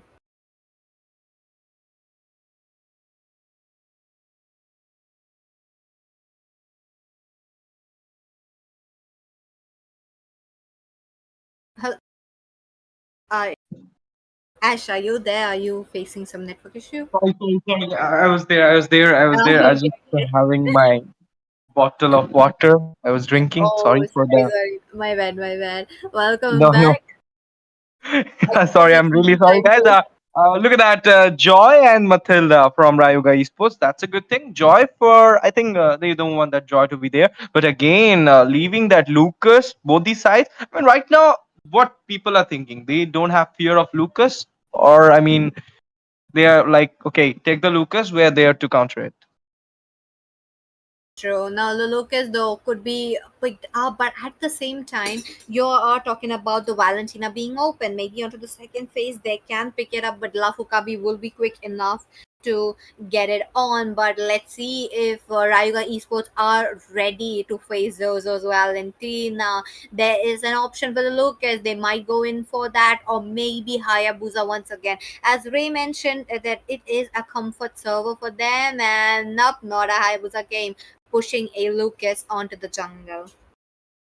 Yep, and that's gonna see. We're gonna see that Rayuga was about to pick that Lucas. We all thought about it, and even though we all thought that Choco-chan can go for his Hayabusa as well, but Baxia being in the ban list was a great choice to take down that Lucas into your side, because they know that it will not be easy to take down the Lucas if we don't have enough CC. And the Valentina pick in the previous set was a good thing, but was not enough, because it doesn't work the way it should have worked. Therefore, this time they will be having the fun with this Lucas into their side. But right now, Lafu Kabi, a lot of choices, a lot of picks are open for them. A Florin being open, a Fedrin being open. Even though they got the Phobius right now into their hand, they can get it. So, what do you think Lafu Kabi will be prioritizing? A Valentina and a Phobius. Easy. You know, one thing about Valentina during the wildcard stages, it felt so force pick, but coming to the Swiss stages, it doesn't feel force pick. People know what they are playing. People know, players know what they are on about when they see a Lucas on their opponents picking up a Valentina. In this game, also, we will be looking at the same, but picking up that 4 years is just going to mean that they cannot go in for that high mobility heroes. They have to limit it down. They cannot give it. Chow is definitely out of it. Jawhead as well. If they pick something like that, it's going to be a death for them. It's just going to give Infernal Pursue for this 4 years. But Gatot Kacha is also not a good option for the side of Team Rayuga Esports. Why? It's just because we are looking at a Valentina. But what will they pick? They have to come in with a hero, and the Zushin is open. But wait a minute, Kalia though. I did forget that Team Rayuga Esports pick up the Kalia a lot, and today again they are going in for that. Yup, and with this, we're gonna see the Kalea Lucas into same side, and who will be there to take down this Lucas? Are we gonna see a Batang right now because it's open? They can go for the Batang pick, and it may be a good pick because it can give the stun as well. So the crowd control you need right now against a Lucas, or maybe they can go with the Franco as well, having the Valentina into your side, Franco as well. Two big counters of the Lucas onto same side. Okay, now Hayabusa will be prioritized right now from Lafukawi. That's the fear. They must be thinking that Lucas can go for the EXP and Hayabusa can come up. Maybe that's the reason Lafukawi right now going with the assassin, a mobility jungler against a utility one. Let's see how it goes. But Selena will be in the ban list on the second banning phase, a respect ban towards easy kill.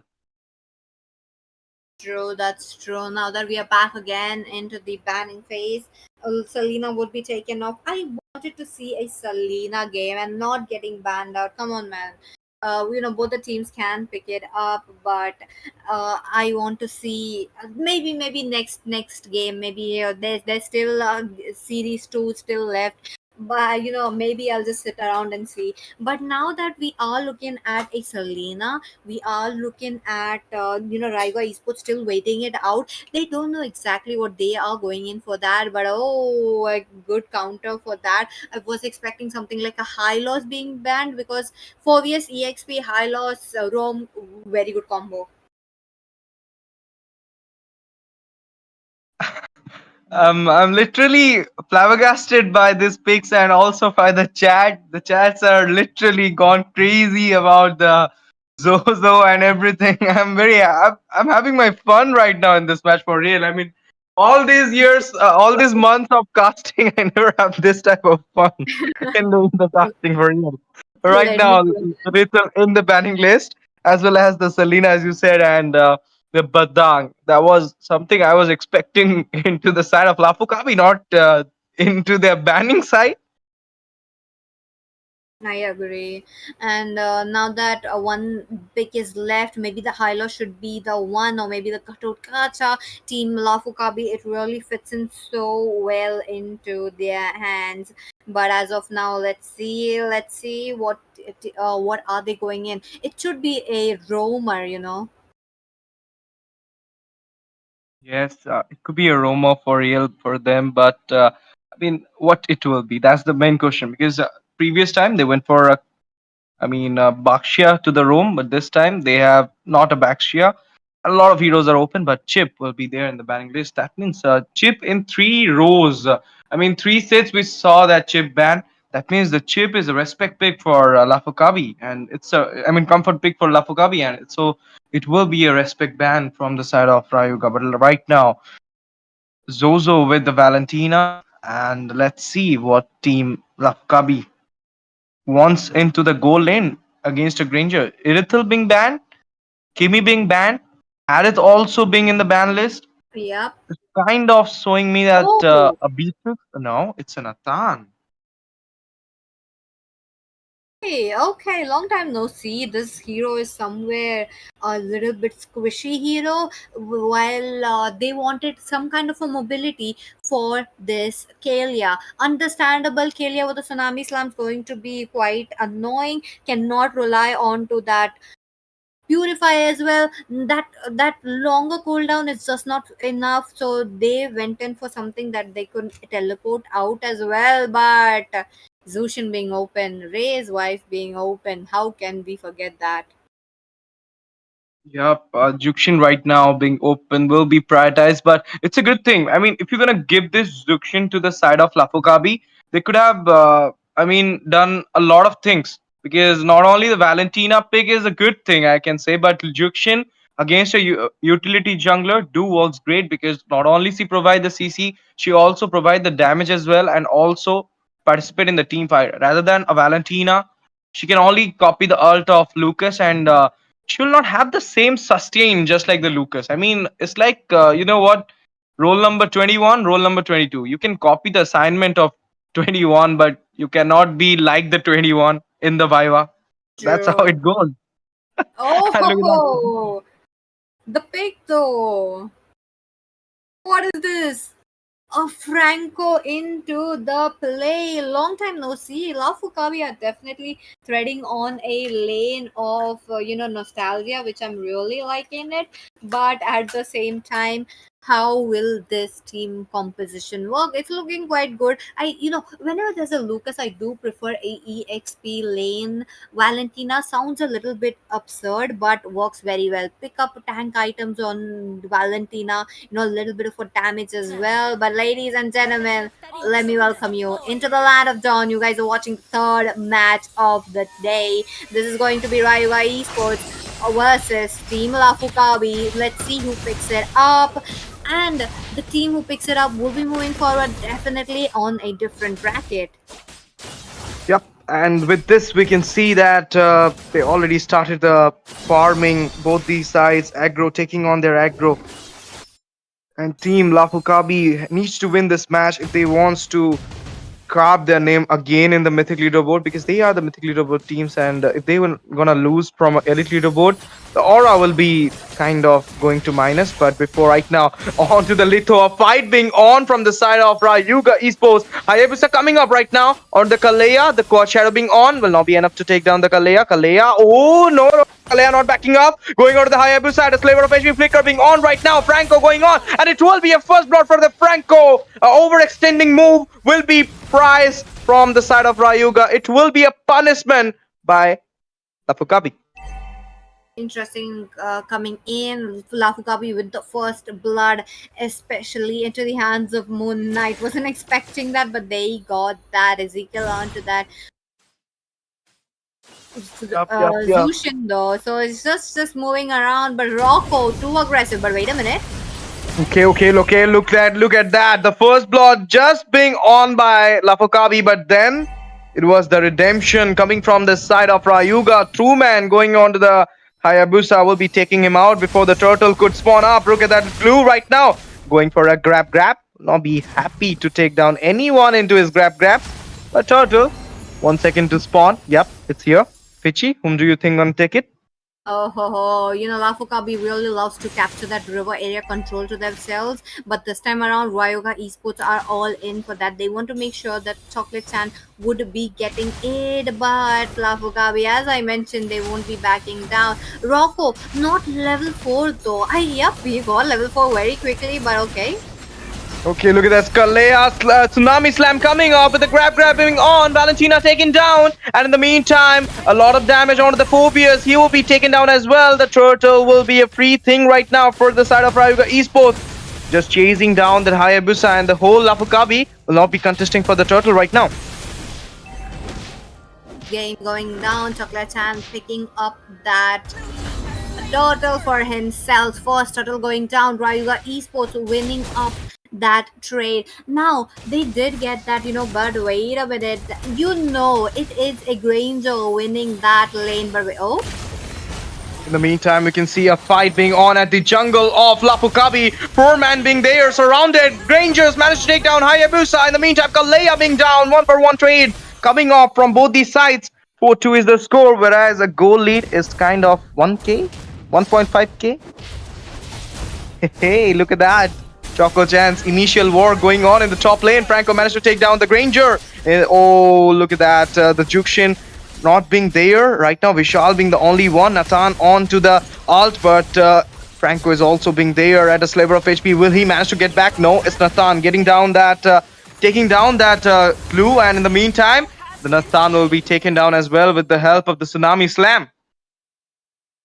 That's true. Rayuga Esports with 5 kills, leading with 4, which is a good sign for them. The early game snowball. Now that the meta is kind of changing, the early game doesn't matter anymore. You pick up early game heroes, it's okay, but you give out the turtles as well, it's okay. But the late game heroes is something so scary that you need to watch out for. But saying the same, Lafu Kabi, they have the Nathan as the late game. Oh.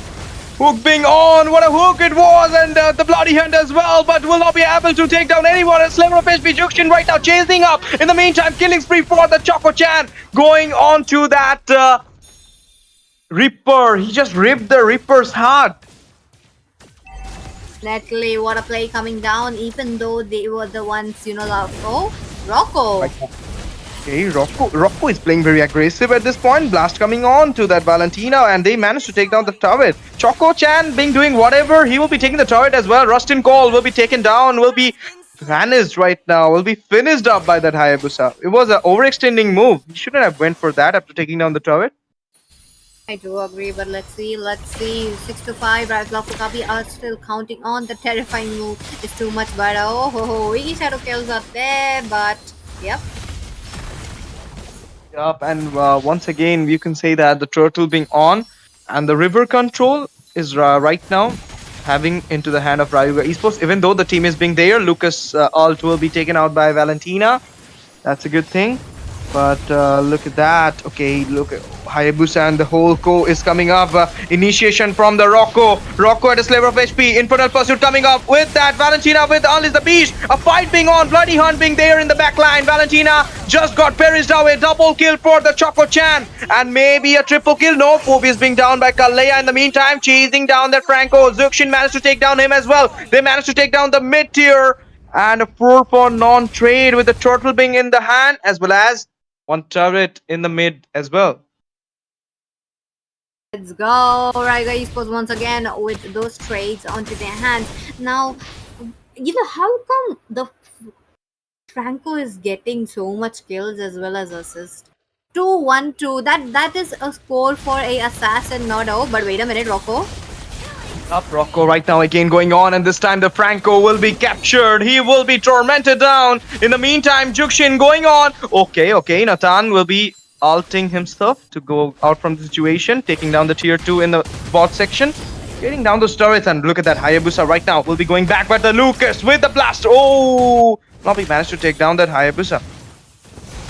Interestingly enough, look at them. Rayuga Esports with the total control as into the game number 1, taking down turrets as much as possible. I want to see Shinigami with the same kind of a gameplay, trying to split push. It was a kind of a perfect opportunity at the top lane, but he missed it on. The window is just too late. Now the Rocco trying to hunt for the Hayabusa. They spot it on, and it's kind. I thought that Hayabusa will be captured, but it was the Quad Shadow helping him out from the movement.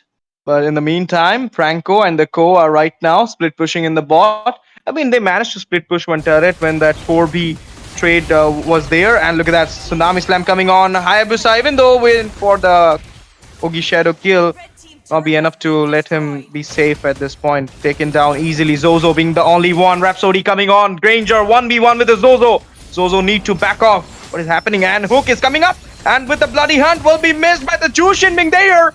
Oh, I thought Death Sonata will be the one taking out the Zozo as well as the Franco, but will not be enough right now.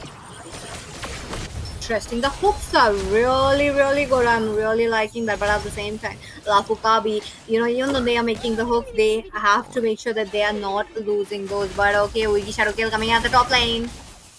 Up in the top lane. Oh, I thought they will be taking this fight, but the Lord right now spawning up here in the beautiful Mythic Showdown. Here you go. Let's see who'll be taking this Law. Will be giving him the chance to win this Swiss stage. A first match between Team Rayuga versus Lafu Kabi. Guys, what do you think? Tell me in the chat section. Who gonna win, Lafu Kabi or Rayuga? Are we thinking that Zozo can do anything at this point to take on the game? But before that, a fight being on. Tsunami Slam on to the Hayabusa. Will be taking down him. It's a mega kill. Let's go! Rayuga Esports once again with Shinigami taken down. Tier 2 turrets are also down, but at the same time, the Lord's coming up. What are they going to do? The Binny's pressure is going to be quite high, as plus the members are putting pressure, which is also a problem. Lafu Kabi, they cannot retreat. They have to let the Nathan farm, but the farm is interrupted. It is disrupted, and top of that, there's nothing for the Nathan to farm. With the situation for Lafu Kabi, they need someone to take on the backliner because it's Jushin who is right now giving a lot of hindrance in the team fights, and it's maybe they would be thinking that leaving this Jushin was the biggest mistake they'd done in the draft. And even though the Lucas was also a big mistake, they thought that trading the Lucas onto their side and taking 2 counters of it will be helping them, but no, it's not helping right now. Nathan coming off, Tsunami Slam being on right now, Hayabusa being taken down with the Granger's help, and in the meantime, Holy Blessings being off at the top. Once again, Shinigami, not a good move. He's not able to move. There's so much CC coming in, especially from Rocco as well as Vishal as well. They are just not leaving it. They are having a very good front liners, but the minions, the turrets are falling down quite quickly. Oh!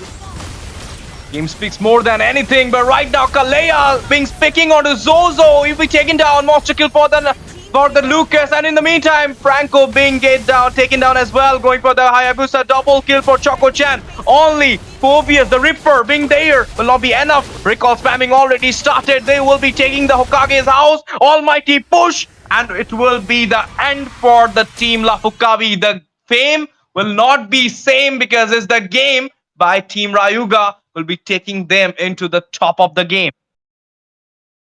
Game coming in, and our lovely host Ray. What do you have to say about the game? We just got a winner. Server gap? Oh yeah, Maybe. unfortunately, Maybe. But I think a crucial factor was definitely you gave out 2 of my wives. Come on, Lafu Kabi, what is this blunder? You don't give out Kalia and Zushin together, and like not for real. It's not about that. I'm extremely biased towards Zushin and Kalia. They're overpowered. You're not supposed to give both of them. I feel like giving them both was a major mistake. First one. Then they picked up the Valentina just to counter out Chocolate-chan. Not the best decision either, because the only way you can do that is going for a semi-tanky Valentina. That's how you basically even out the field for yourself. But the Valentina does not do that for you. So I think a burst mage would have been so much better, but perhaps they were kind of hesitant because maybe they would think, maybe Chocolate-chan would come up on them, or maybe Rocco with the Kalia would dive in. I think that's the whole reason they did not go for a vulnerable mage. They wanted a mage that could rotate faster and dash in and out, which is the Valentina. But Valentina is, trust me guys, Valentina is extremely situational. Some matches she's the queen, she's the beast. But in some matches, she's the worst possible decision you can go for. And I feel like this was one of the matches where Valentina's presence was not felt at all. On the other hand, though, Phoebus was a good pick, and so was the Hayabusa, but a few laning advantages and macro decisions were much better into the hands of Rayuga Esports, and they were just able to get the win. You know what, Ray? I feel the Franco pick was the biggest blunder. They again did it. I mean, in the first match, they did that. In the third match, they did it again. I mean, going for 2 counters for only a single hero is kind of enough. I mean, you are giving a lot of concern to that Lucas rather than onto other people, and the other people gonna sign at that perfect moment. You went for the Franco, they went for the Jukshin, and the match is over. Yep, absolutely. And what was the roamer in the second game? I'm sorry, I missed that. I think I swapped. Do you guys remember? Oh, Peachy, do wait you a remember? minute. I know it's Kalia. I know it was. Wait a minute. Yeah, I No think it was way. Kalia. No, Kalia Uh, was on the side of Team Rayuga Esports. I do remember uh, that. what? Ash, what was the rumor for the second game? Oh, second game. Oh, wait a minute. Second game, it was not Kalia. Second. Oh my God, I'm having a memory flash. Oh, what It's the it's a heck? it's a brain fart. Yeah, it's happening to me as well. I only remember the Oh, Franco because the Franco is the only one who yeah. who's Bakshia. present throughout. Oh, yeah. But The Bakshia was the roam for Lafu Kabi. Yeah, you're right about that, Ash. okay, so maybe not getting the first pick kind of put them in the handicap because they could not get the Baksha. That could possibly be the very reason. They need Well, a or honestly, it could be a limiting hero pool factor because going for the Franco again when it did not work under game number one, I wholeheartedly agree with you, Ash. It was not the best decision. But overall, I think we have to call this series a close because after all, we need to make space for the next team, which is the number 2 team from Mizoram, Stepbros, going against Divine Regime, also known as Blazing Olympus formerly, and they're going to go into a best of 3 series as well. So, ladies and gentlemen, if you're looking forward to Brendan, the ex-member for Lafu Kabi, to play again, you can stay tuned for that match. But this one was obviously a great, exciting overall experience. Thanks for everybody who tuned in to see the experience of Lafu Kabi coming back to the tournament scene and Rayuga dominating well again with a 2-for-1. But all hope is not lost because this is the Swiss stages. Let's see what Lafu Kabi does moving forward. With that, ladies and gentlemen, we'll be taking a very minute break and we'll be right back with Stepbros versus Divine Regime. Stay tuned. This was me, host Ray, and I'll be back with not two newcasters. Ash would be leaving us, but a new one would be joining. So, Ash, say your farewells. So you'll come tomorrow. Yep, sure. Yeah, definitely. So we're gonna be taking a short break, and we'll be right back with the second match of the evening. ये तारा इनको बहुत ज्यादा दिक्कत देने वाला है। थोड़ा सा फिर से यहाँ पर लौट आएंगे, अंदर जाएंगे perfect.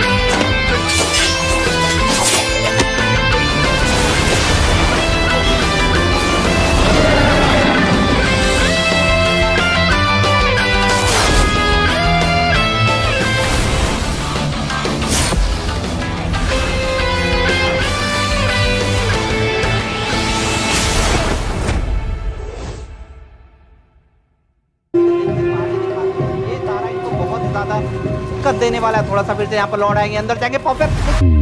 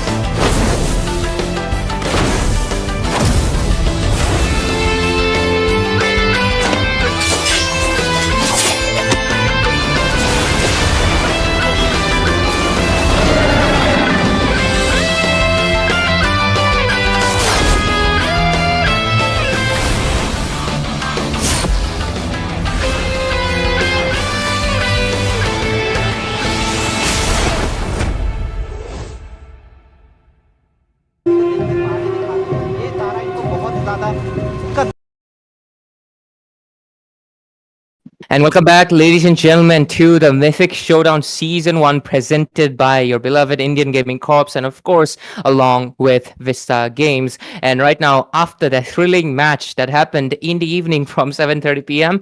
between Lafu Kabi and, of course, Team Rayuga, it was an exciting one to be behold, but Rayuga will be the one moving forward, carrying their win streak and getting a pointer into the Swiss stages. And right now, challenging another really good team from the wildcard stages, it's going to be Stepbros facing off against Divine Regime, formerly known as Blazing Olympus. And of course, I've been looking forward to this match because we had a podcast. Do check it out with the EXP laner and gold laner Romcom and Brendan, respectively. And they get great insights about what they feel about the meta, the top 16 teams, and what teams are they looking forward to face off against. Of course, in their journey to face off against LCF and Tartarus, as well as Lafukabi, they will first have to go through Stepbros. And let's see how this number 2 Mizoram team, which has been inactive in the community tournament scene, but they have been active in the LAN tournament scene. So let's see if that LAN experience will help against Divine Regime. I'm your host back again, Ray, and this time around I have a video feed. Joining me is, of course, the gorgeous Peachy, and tonight debuting with us on the Mythic Showdown Season 1 is, of course, Asia, as you can see.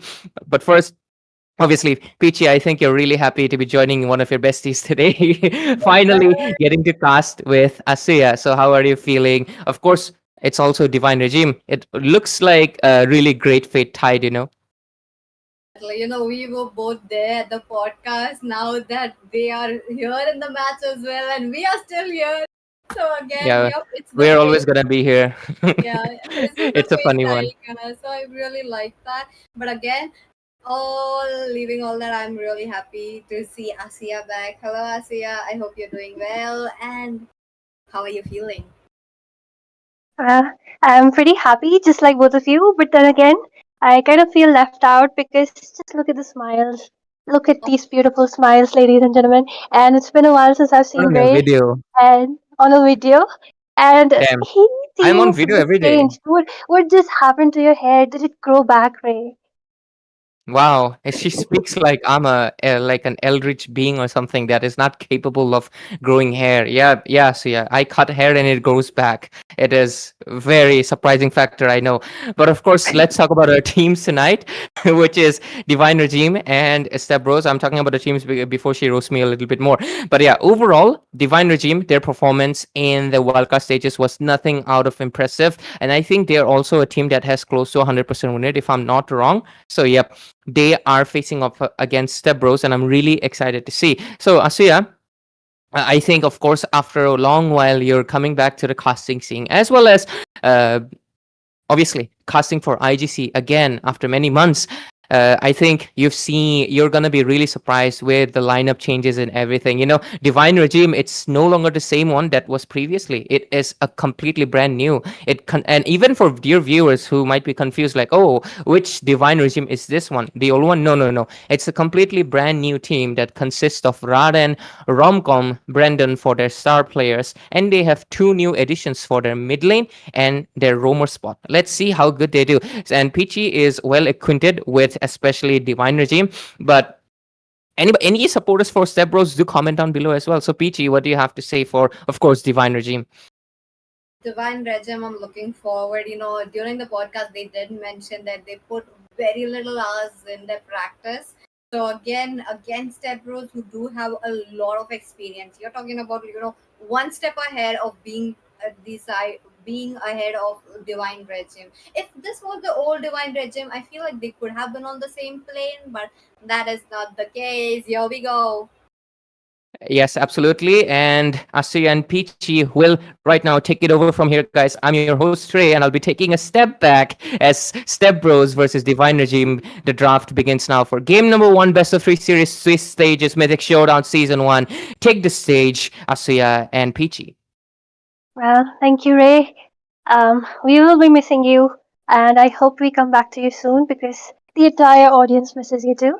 And yes, just like he mentioned right now, that the lineups have changed. So I'm really looking forward to this game. So, Peachy, since you are familiar with both the teams, so do you, can think of what draft will both of them go for, or is there a specific player from both the sides that each team need to look out for, and do the bans keeping them in mind?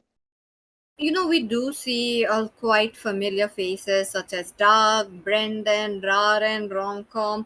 Again, these are the most players who have been there in different teams playing together as well. But now that they are apart, I want to see what kind of a team composition they will bring. But again, they will be trying to capitalize the Lucas. They will be trying to make sure that to get as much as fighters onto their hands, because it is a meta where fighters reign. Especially for romcom, the 4vs is needed, but as much as romcom loves that 4vs, dark also loves that same. So again, they are on the same plane, so maybe we will be seeing that. Well, of course, we have seen, and even in the previous game where Rayuga Esports, they were given, and I just saw the draft, they were given Glue, they were given Kalia, they were given Zushin, and I'm sure Ray is pretty happy when I say Zushin. So yeah, it was a pretty meta draft. So so I think Divine There. Regime or even Stepbros, both of them need to make sure that these heroes are banned. And just like you said, Brethren, Kalia, and specifically the healers, which are pretty good in supporting these kind of junglers, which are picking up, coming up in those pick rates, are getting banned quite often. That's true. Now though, look at that Fredrin band. That means they are well equipped. That Raren just does. Don't let them play that tank junglers. Now again, our team Stepbros are really looking forward to pick up the Baksha onto their hands. One of the rising pick right here, I feel like that kind of has a lot of pick as well as ban rate as well, kind of an equal rate. So let's see if team stebros really pick it up, or team divine regime will not let them pick it up. One last ban left. If they catch it on, it's going to be good, but in that manner they will be giving away the 4 years, which in turn divine regime will be a little bit skeptical picking up the Harith as well, given the fact that Harith really works on a lot of dashes. So, is it going to be a Hilda for Dark? Is it going to be a Phobius for the Dark? Let's see. Well, quite a lot of options. Lucas being open right now, and Stepbros might be the ones capitalizing on the situation. And meanwhile, Divine Regime, just trading that one Lucas. Maybe they're planning to pick up the Badang since Badang is open, and since Baksha has been introduced to that ban list, I definitely believe that these are the pretty good picks that they can go for. But no, it will be a Harith which will be picked first. But PT, do you think that Harrod being picked up first is a good idea here, since he can be countered out pretty well? Especially if they go in for some comms like Hylos, who specifically counters the Harrod. Even Granger, with his range, or mages like Farsa, can actually pose a lot of problem for him, not give him enough space which this guy wants. I do agree. Picking up the first pick as Harris is really a problem, given the fact that Divine Regiment can pick up at the 4vs. Romcom very well versed with it, but will they be making that play, or will they be going in something like a CC? Now that a lot of tank junglers are out of the way, this is just for Raren. But if you guys have listened to the podcast, Raren is not just the utility jungler. He also plays those, assassins as well. So he is also there. But again, he's the one who started up with the tank meta in this community. So I want to see today if he's able to bring out that kind of a gameplay or not. As expected, Phobius there along with a Granger. Understandable that the trio hero, the tri hero that you're talking about of the Granger, the Harriet, as well as the Iratel, it's just going to be there. Well, like I said, Harriet pitted against the Granger. Granger will definitely be having that upper hand. But right now, since Phoebus hasn't picked up by Raren, it cuts off a lot of options for Step Rose. Lucas, which could have been a viable option, gets pretty hard countered by that Phoebus. Can even dive behind the lanes. So the question is, uh, just look at them, just like I mentioned before, a Farsa, another great mage right now, and the way she's shaking left to right, a pity.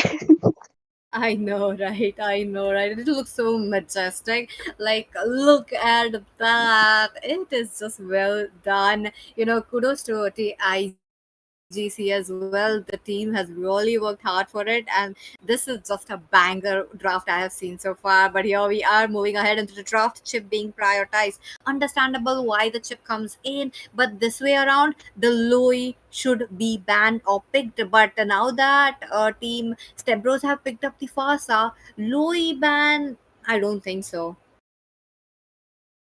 Well, of course, Loi, but they do have the chip with the portals. She can be a great pick here, but then again, PG, there is a lot of distance, a lot of mobility in the hands of Team Stepbros, being with the Farsa, being with the Hayabusa, two great distance heroes right there. So, Louis might not work that well against them because she really needs to close up that distance. And actually, that would be pretty scary for her, or maybe not good for her because there will be the Hayabusa always there with the flanks and Farsa bombarding. So, right now, the early for Step Bros looks to be good since they do have Hayabusa and Farsa. So, what they might be looking for the rest of the draft is picking up something which can help them with gaining that control in the early game because Hayabusa is one of those heroes who really needs some snowballing going for him.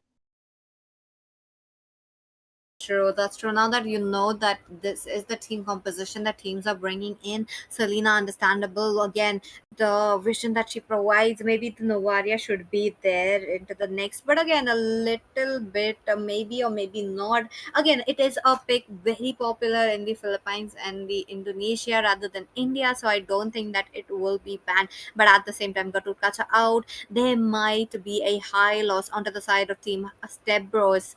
If they pick up the high lows, they can get it a very good option, but the Carmilla is still open as their counter for the chip. Now again, in a way, you can get a very good counter, but the timings needs to be perfect.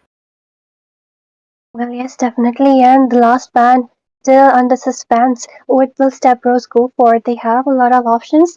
Banning out an Alpha or a Suyo. Okay, it will be Hanzo.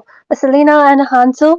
Well, makes sense because Farsa is a standalone mage, pretty vulnerable when she uses up her feathered airstrike. So Hanzo definitely being a bone of contention.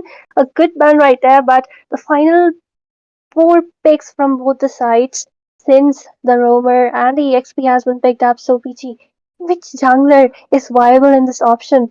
Okay, they Oh, just decide to go in for the Lucas even though what no can I way. say? This is a perfect counter right there, PG.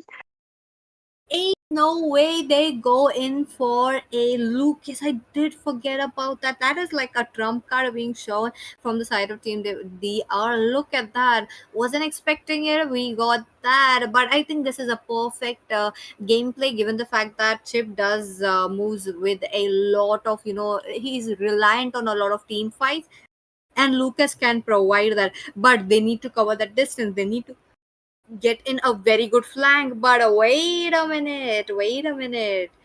It's a Valentina EXP and a Belleric Rogue. Interesting. The Belleric is just for the Lucas. It's kind of understandable. I'm not sure why they did not go in for a no, yeah, Carmilla. Maybe for the reason that the mobility is quite high with the Granger because they want to make sure that the Granger would be picked off. But damn, Divine Resume. The lineup really looks bomb. Well, definitely, especially the Phoebus and Lucas. Like, just they have a pretty good early, being Chip, Phoebus and Lucas, of course. And the late game already, mid to late game secured by the Sicilian as well as the Granger.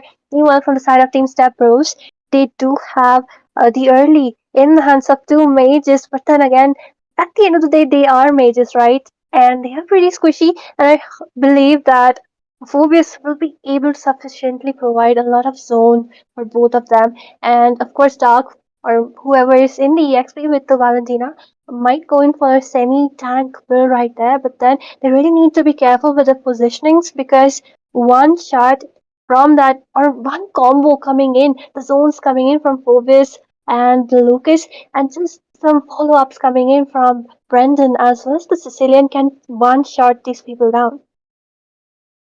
Oh, ho, ho, the team composition looking quite bomb, and here we are into the land of dawn. Game number 1 for the series number 2. Let's see which team picks it up. There's a very high chance for both the teams picking it up in a clean sweep or taking it to the game number 3. I am all here for it. This is Peachy and Asia bringing you the voice for this match. I hope you guys will enjoy that, and a little bit of a damage already being into the land of dawn. Interesting, because EXP laner Dark, the Valentina though, you know, Asia, every time I do see a Valentina pick, it does feel like a force pick, but I don't think this Valentina could be a force pick.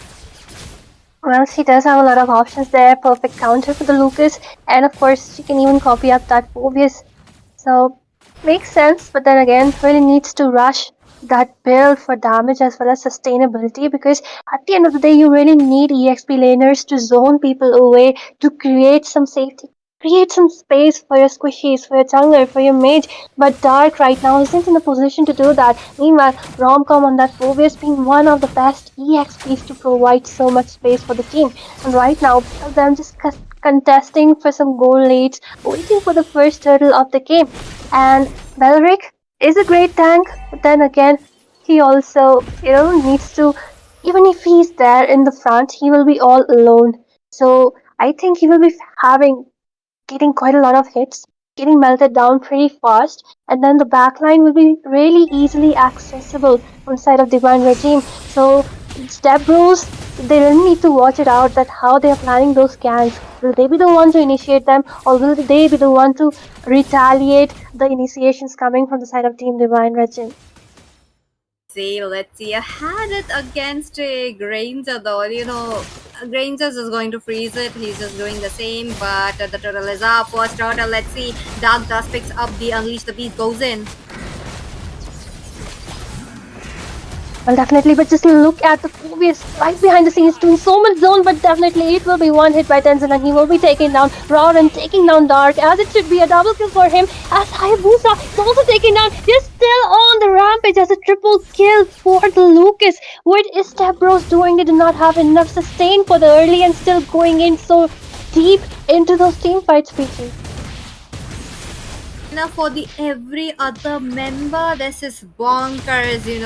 Team Divine Regime have done themselves. Raren especially, he loves to play that Bakshi and the Xbox, but this is not the case. He's on the Lucas. He is showing why he can dominate, but there's a lot of pressure onto the bottom lane. Dark does get the immobilization on with the Sanguine Claws, but that is so much damage. He cannot survive, even though if he had that flicker, will have to go down. Now the Divine Regime are trying to pick up the early game snowball, which is a lot, which is what they need. But look at the Brendan though. Well, yes, definitely. He is all farming up. And just like I said before, Team Stepbros are too squishy and too scattered. But the feather airstrike actually not connecting to Brandon. The rest of the team following up from behind. Chip from the portal. And Hayabusa trying to do something behind the scenes. The portal coming up. Revitalizes has been used up. And once again, Hayabusa will be taken down. Look at the zoning coming in from Romcom. And a double kill as Albert will be next on the chopping block. This is what he called an Uno reverse. And this is what I said, that Stepbros are not in a position to initiate any of those team fights. And more specifically, even now when Divine Regime is just winning out, has the gold lead, has a lot of damage in the early. I mean, just look at them now, just soaking up all the gold from the first tier. They do not want Harris to just farm up right there. I know, right? They don't want to give it the same, because once you give the Harrod the farm, it's going to be bonkers. Late game, it's all into his hands. So, yep, that's the case. They don't want to give it on. But at the same time, EXP laner Valentina, I want to see a Dark just clearing up the lanes and going into the team fights. And can we look at the itemizations? But if he goes in for that magic items, I don't think he might have. No, he did not. He did not. Gladly, he did not. He's well aware that EXP laners are just not. Sometimes whenever I play something like this, I do forget that. But okay, top lane, there's so much damage coming in. That would be the chip falling down while Albert just trying to zone them out. There is a shortcut, but I think they should move back. They should wait for the Lucas to come in. Lucas, who's not quite interested on the turtle, understandable. This meta doesn't favor the turtle fight. Look at that, they are still going in. There is a Uigi shadow kill might be coming in quite quickly, but Severus Snape thus picks up the turtle for the side of Team Stepbros. Second turtle looking quite good. Well, definitely. But then again, okay, there's some skirmish. And it will be a force flicker from Farsa using up that. Okay, look at the Granger though, trying to shut down that Farsa. She's still surviving. But then a turtle for the first year in the bot lane. Still okay for them because Divine Regime still does have that gold lead of 2000 onto their hands. And they do have an upper hand when it comes to initiating and winning those team fights. Oh, that's true. Now that team Stepbros are also catching up to the side of Team Devan Regime, but they are not allowing the snowball to be stolen back. They are fighting it on, but Romcom is already there. This is what I really love about the EXP laner, especially Romcom. How he dictates the match and how he is there at the every single possible moment. He is not the Roma, but the EXP laner. I really want to dub him as the Czar. Well, now that you say it, even I have, heard a lot about Romcom being a great EXP player. And yes, he is showing a great gameplay even now. When the team fights are happening, he's diving behind, just trying to, force back the Farsa, cancelling her ult, trying to force back the Valentina. And that's where the good EXP laner is really needed to fort the zones. But then again, Dark, being pretty squishy, cannot do the same. And right now, both the teams just looking for some engages. I think Team Stepbros have realized that they are not in a situation to initiate those team fights. Maybe retaliation and priority picking could be something which they will be good for. But then Phobius going in once again. The stuns, the terrifying coming in. Just look at Romcom jumping around like the madman he is. Albert trying to provide some heals right there. But okay, there comes a hit, and Albert will be taken down once again. Meanwhile, Romcom will be traded off. Tenzin going in with the bird, looking for some exchanges right there. The lethal onto the hands. Garen from behind the scenes taking down Tenzin. Really needs to watch out for her positioning. A very, very bad deal for the side of Team Stepbros. That will be a free turtle for Team Divine Regime. Just got melted so hard on that Locust.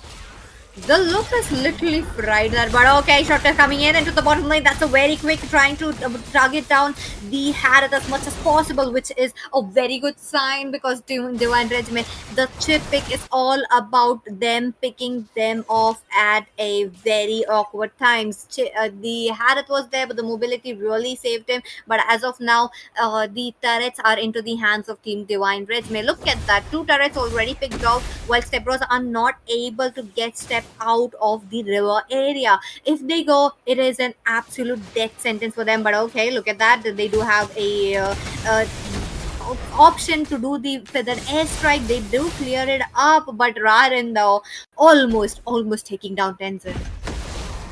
Well, Stepbros not in a good position because, like I said before, Hayabusa really needs to be paired up with teammates who can support him in the early game. Okay, meanwhile, on the top side, I do see a shortcut coming in and the flicker being forced away from Dark. Once again, Avengers assembling, looking for some exchanges, looking for some baits right there. Raren trying to bait someone out. Albert in front. Romcom and Raren all alone, 3 versus 2. And East is unleashed, but the revitalized saving our Dark in a very low HP. But no, of course, Raren will be just grabbing onto that kill, and once again, the Albert will also be taken down.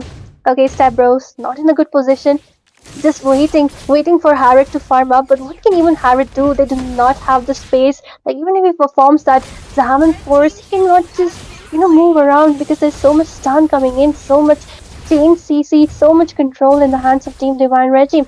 And Hayabusa, being one of the junglers, really needs that early game snowball PG, but unfortunately not getting that is really putting them in a very tight situation.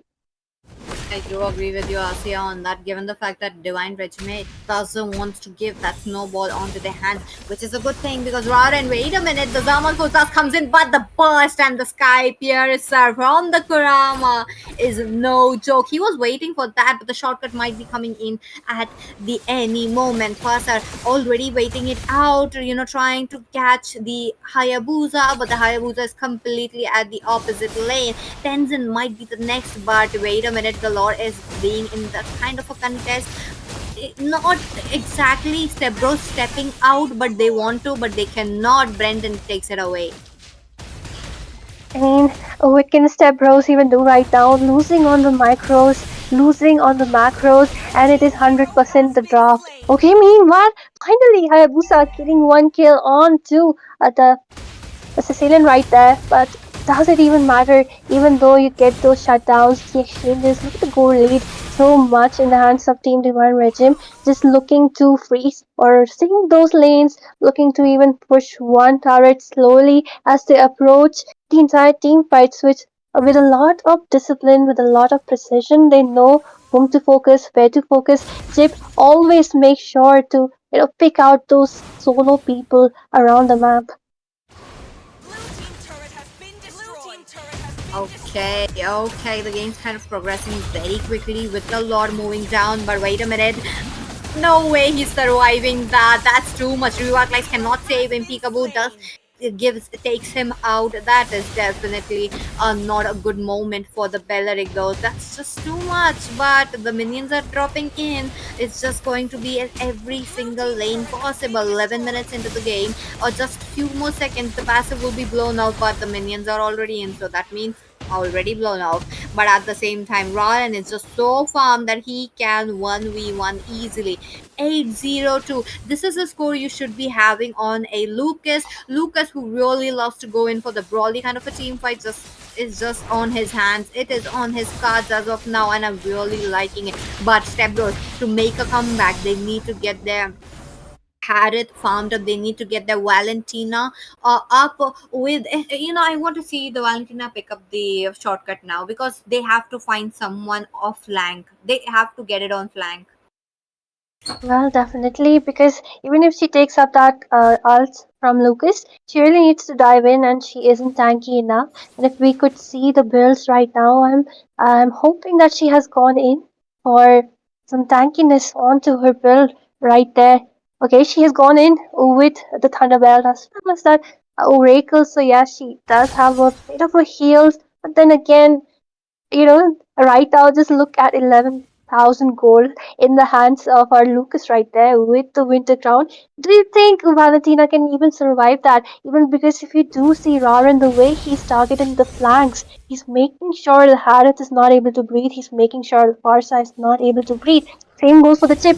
The entire team really needs to make sure that even the chip doesn't come in with those flickers and the shortcuts because this entire team draft is really heavily favoring Team Divine Regime right now, and Stepbros has nothing at all to counter. Only Harith for the late game because it's already 13 minutes, the mid to late game, but Harith doesn't have enough farm right now. To match the hard CC that Divine Regime have, they picked up the Belleric. Understandable, but the Belleric is not being able to sustain even with the Revitalize. Even if he picked up the Vengeance, it would be still too much damage for him. Brendan once again picking up the turtle right here. Sorry, not the turtle, but the Lord. But again, they will be just pushing it down from the mid game. Now, mid lane, that's going to be a lot of damage though, because it's a level 2 Lord, and top of that, it's a little bit of a higher HP Lord. Divine Redsmay, who are already sitting on a higher gold, having a very big gold gap, it is just favoring them. Look at that Lord marching down from the top lane as of now. What is it going to be? Divine Redsmay, they have to push it in. They can do it with the Lucas, of course, and with Romcom as well. But for Stepbros, it's almost nothing. As you have already mentioned, Asuya, that's the case going in. They get their damage on. Who is going to take the CCs? Who is going to stop them? But yeah, here we go. Faraday strike, just a warning shot. Yes, definitely. Look at the entire team marching down the top tier. Final turret being taken down, and it will be Rara who will be taking down Albert. Lord trying to do some damage right there. Dark will be taken down. Look at the zone in coming in from those three fighters right there. And Farsa, the sole man surviving, tries to do something. Raran gets executed by that base, and they're still surviving. Brandon trades it up, but of course, it's a complete 5-man wipeout, and the first game will go into the hands of Team Divine Red Team. Game coming in. And our host Ray, let me welcome you back. Hello, Ray. Hello, Peachy and Asiya. Great casting there. And overall, this match, honestly, I kind of predicted, because I feel like Divine Regime's current lineup is just extremely strong. I know they came in from the wild card because they're a newly formed team, but they honestly deserve to be on the Mythic leaderboards with how dominant their playstyle was. You can clearly see that I love the Valentina EXP pick. The Dark is obviously really impressing me because it is really great. It is absolutely great because the Valentina EXP makes sense against Lucas, but it's just that other things, just like you guys mentioned, came in a little bit short. Like the support to the Hayabusa, it was not there, and the Belleric also. I'm not exactly the biggest fan of a Belleric. I like him on EXP lane because I feel like he's tanky enough to be in the EXP lane, but at the same time, he's not exactly the most tanky hero that you can pick for, into the roaming position. You need someone else. I just have that feeling. So yeah, overall, maybe the draft was definitely an issue. But let's see. There's still a game number 2. They were able to hold off against Divine Regime for almost 15 minutes in. So it's very possible that we might see a game number 3 again. Possible. Stepbros won't be just stopping down quite easily. Yep, absolutely. Well, what do you think, Asuya? Game number 2. Do you think any improvements would be made, or this is an easy game for Divine Regime? Well, I think it was mostly the draft. They did not put much thought into the draft. So they must have learned from the first game because, of course, we all do. The first game is usually also said where teams just test the waters. So grabbing onto that Lucas, which they had the option to, but they did not. They could have done that. Maybe not giving away Lucas because we did see Raran was having the best time of his life. At the same time, the way the entire draft was centered around him, everyone was supporting him. That's something Team Stepbros needs to make sure that this time they're not letting the entire puzzle pieces fit and just serve it in a platter, just give it to Divine Regime. They don't even have to put some thought into the draft. Yes, absolutely. And ladies and gentlemen, right now we'll be heading to game number 3 of this series number 2 as well. Divine Regime has already gotten 1 pointer, and this match basically would mean a clean sweep. But let's see if Stepbros can stop it, and we'll see our second third game of tonight, or it's going to be the first clean sweep of tonight as well. Of course, right now, Peachy and Asaya will be taking it over from the drafting phase, and we'll see if Stepbros is able to step up their draft, or Divine Regime would just be taking this victory home and getting a pointer into the Swiss stage. And the game 2 begins now. So Peachy and Asiya, take it over from here. Let's go. Game number 2. Team Divine Regime on awards to take it away in a clean sweep, or Team Divine Regime, they already done. Big Step Bros, if they try to push it to game number 3, they can still stay in that 2-1 bracket. But let's see who picks it up. Both the teams, the draft is going in quite strong enough, while Step Bros are really focused on the tank jungle. They want to ban it out. They don't want to open that for Rarin. Well, yes, the bans just feel similar to the last time where these 4 bans. I mean, Baksha was the last ban, but then we did see the Fredrin and the Kalia being prioritized along with the Fanny because they did not want to give out that Fanny to Team Stepbros. But then again, the final 2 bans, once again, Chip has been banned out. Divine Regime, just know that how good utility this guy supports. So maybe just if they're planning to pick up Lucas if he's not banned, or some priority pick as the first pick, they really do not want that chip to be in the hands of the enemy because, of course, he's not as prioritized as a Lucas. I do agree on you with that. But now that the tank junglers are out, Divine Regime onto the blue side, they might be able to pick up the Lucas once again. First pick, they can. If they could have banned the 4 years, they could have gone in for a Harit first pick as well, but that's not the case. Harit open, very good pick. Gatukacha also has a very good first pick. I'm talking about even the Lucas as the first pick. If they pick it up, Rarin, again he can have that very good time of his life once again. But to stop that, Stepbros will be up, 5 on 5 members just to counter that. But no, that's not the case. While Matilda being open, understandable they pick it up. Well, Matilda being one of the best supports right there, just like I mentioned before, Florin, Ainsla, and Matilda, three of the supports which are picked up when you are planning to going for some really tanky jungler, a tanky EXP who excels in zoning, who excels in diving inside because she can provide the let out with the guiding wind to them. So a lot of options has been open for Divine Regime right now. Now the question is how Step Bros are going to counter it out. If they leave the Lucas out open, that might not suit them because Matilda along with the Lucas might be a double disaster for them. But then again, even if they give it away, I think something like a Franco can be a great option to count down onto that Lucas. Even a Guinevere Rome can be a great option to shut down jungler Lucas right there, PG. I agreed. Stepbros can pick it up for themselves, but no, that is not the case. Maybe, you know, Albert doesn't wants to go ahead with the, no, not Albert, but Snape doesn't wants to go with the Lucas. And I'm not sure why though, because Divine Regime once again it's quite open, and with a Matilda is just, the cherry on the cake.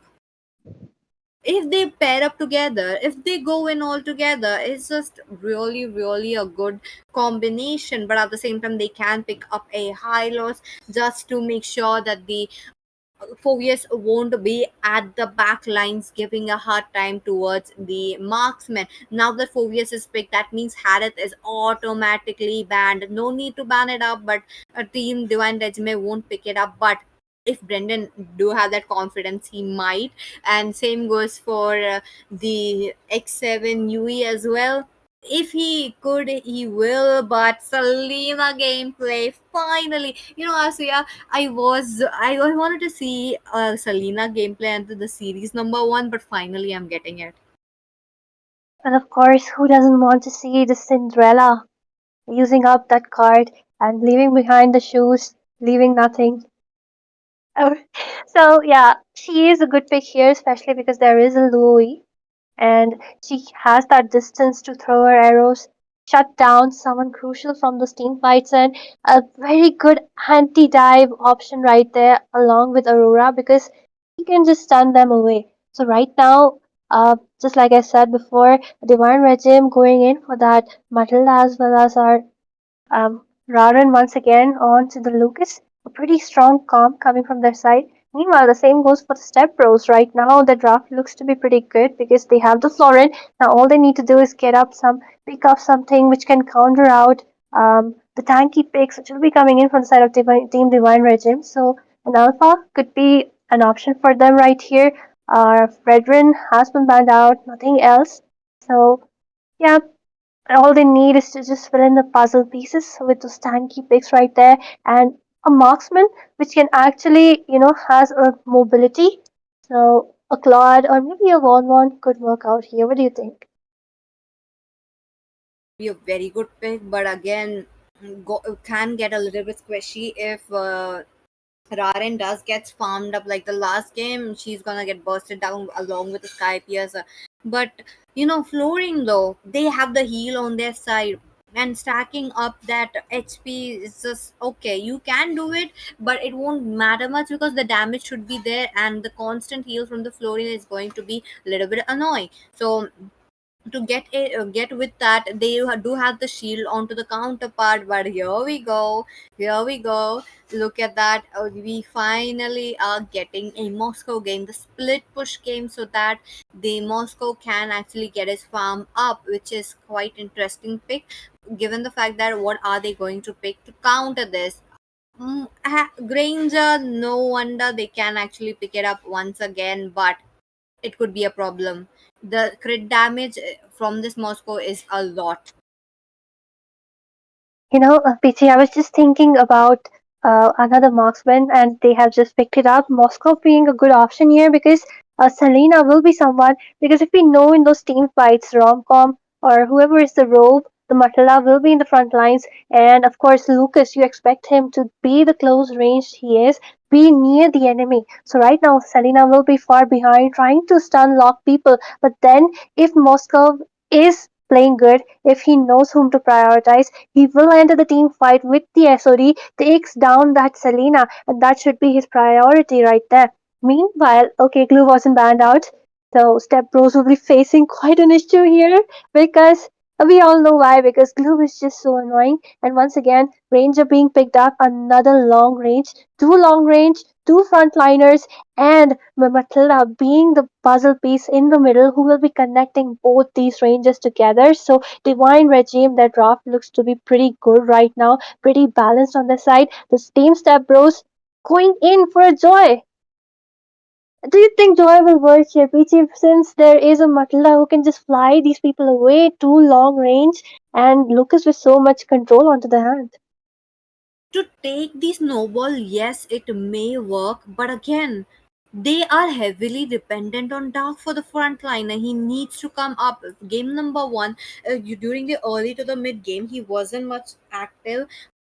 During the team fights with the Valentina EXP, kind of understandable, but now that they have picked it up, he might be much more coming back into the team fights. But the problem is Louis. You're pairing up Louis with a Joy. There's endless possibilities that I'm talking about. Number one being how Louis can leave the Joy for split push and try to get the easy going. Doesn't have to go a walk back, just a simple teleport whoosh and she's gone. A turret taken, and now Joy also safe out of the way. But at the same time, you do have another split push member. You're talking about the Moscow as well. But ladies and gentlemen, let me welcome you into the land of Dawn. You're talking about the second match of the day. Divine Regime already on a boat, already trying to sail it, towards the clean sweep. But will a Step Bros trying to capsize it or not? I am curious to know. I'm pretty sure you guys are also in for that. Let's go. Let's have fun. Well, right now, PG, I was really thinking that the side of a Team Step Bros, since they do have a Florian, okay, Huh? so early into the game, the first blood taken away by Selena, right from the hands of Team Step Bros before I could even say anything. And what I was gonna say right there is that going in for a tank jungler could have suited them much better. But I mean, just look at the assault coming in. The Selena doing such an amazing job right from the beginning. And with this, I think Divine Regime has an upper hand right now.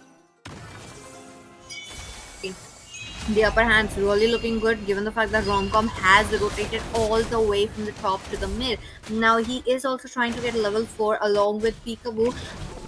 Yep, this is what I was talking about. They will be just making sure that the Matilda would be level 4 as well. Talking about Quasar, like they just have to get the Lucas, this turtle, no matter what, given the fact that Snape does have a easy pathway with the dashes in and out. Can try to immune it, can try to iframe it, but wait a minute, Adak does get stunned up. That's a lot of damage onto him. He does get split onto the glow. That is just too much damage. His members are not trying to help him out, but trying to take his life away. Kurama jumping in into the team fight. Peekaboo once again with the kill. The blast is there. Louis will be, hurt a bit, but this is just, two of my waifus in the same team. Well, of course, even I love both of them. And, I think it's kind of a rinse and repeat of the previous game here, Peachy. Step Bros do not have enough front lining. And I don't think so. The Joy is a good option here. I understand you want to take down Selena, not the Granger, because they are pretty behind the scenes. But then you do not have anything but Dark. And okay, the stun connecting in right there. Selena trying to do something. Joy will, even though, managed to go away. And I think the Selena is doing pretty well with her aims. They needed that range. They needed something to connect it very, very well. This is what I was talking about. Tenzin getting a, Matilda Airlines experience. Being in the opponents is just looking quite good. But Severus Snape, though, he is not able to get the snowball. He's on a Joy. You need to get it on this Joy.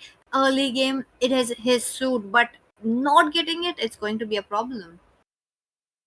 Well, yes, definitely. And right now, just like I said, not enough front lining, so Stepbros needs to step back a bit and wait till they get all farmed up. Of course, they do have our Louis as well as the Dark Focus with the front lining, I mean early game damage, but of course it will not be enough because Glue is a menace for them. Louis has a small range, even though she can utilize a group together because the first kill hits the fan shaped area, but then she needs to watch out for the stuns which are coming. She needs to watch out with the stun from the Matilda. She will be marking her down. I mean, just look at Louis getting stunned again and again, and once again, Robin will be taking Tenzin down. But the situation is very hard for Louis, and she's not able to provide the support of the early which they really need. So right now, Step Rose, like I said, need to maybe just play it safe because it did not have enough damage and did not have enough front lining. The goal difference also in the hands of Team Divine Regime right now, 1000 ahead of them. And the next turtle PC, whom do you think will be managing to grab this one? Really possible into the hands of Team Divine Regime. They love to capsize it as much as possible. Look at them, Romcom with the split coming in. He does not get the stacks on, but he is trying to get it. Oh, he does get it. There is a Selena coming in. Yin and Yang combo is there. Albert will be picked off. Onto the other hand, Dark with the Infernal Pursuit onto the front liners. Rarendo goes in with the Kurama form, gets Dark out of the way, but there is a Louis with a teleport. Doesn't get teleported just because there's a glue onto him, and Selena picking up that kill. What just happened? Well, that was. I mean, just look at this Selena once again connecting the stun onto the Joy. And Joy manages to survive, but then again, like I said, Selena, the aims are so good. She knows whom to prioritize. Even during that turtle fight, if you do see, she is, constantly locking down, zoning away the Joy, managing to stun him again and again. And once again, the stun has been connected, does not follow up, and the goal lead in the hands of the Divine Regime. Louis doesn't have enough space. She's getting locked away from the scenes. See, for Dark, that focus is a great option they have, but then again, once he dives in, he needs support, and he cannot just move out of those team fights. There is no disengage coming from his side. So Dark once again being the front line, taking every possible damage, but then he's left all alone between 5 members, and when he's taken down, the back lines is so easily accessible, and the rest of the team, they do not have the space to contend anything right now.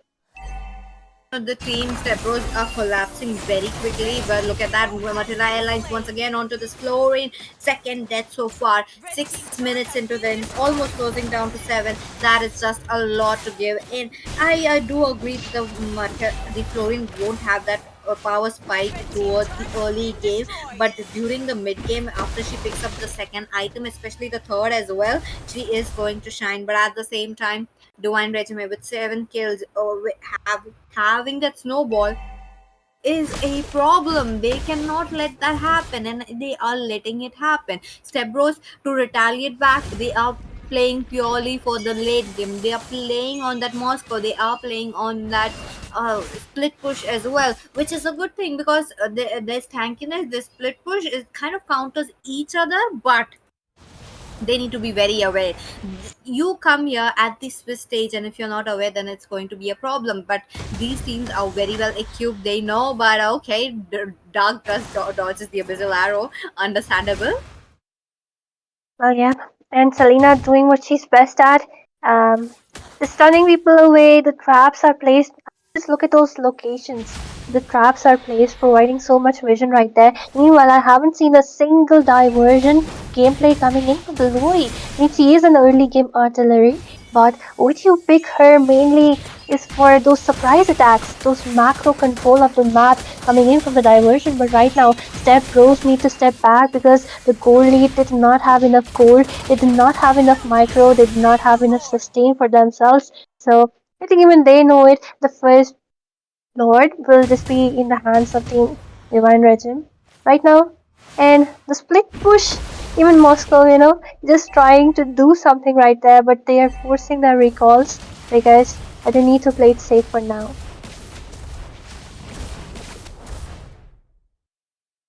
Safe is not an option for the side of Team Stepbros, given the fact that they have picked those kind of heroes who needs the snowball if they do play it safe. But before that, there's a fact for you guys. This is about Hayabusa and his shadow. Interestingly enough, he does have a burst type of ultimate despite having a very good mobility, which is a good thing. But the Lord advantage is in the hands of Divine Regime. They are making sure that the Lord comes in safely. The other lanes will be prioritized as well. The lane clearance looking quite good, but Xavier, not the Xavier, but the Moscow is there. Moscow dealing damage, do have a very good lane clearance.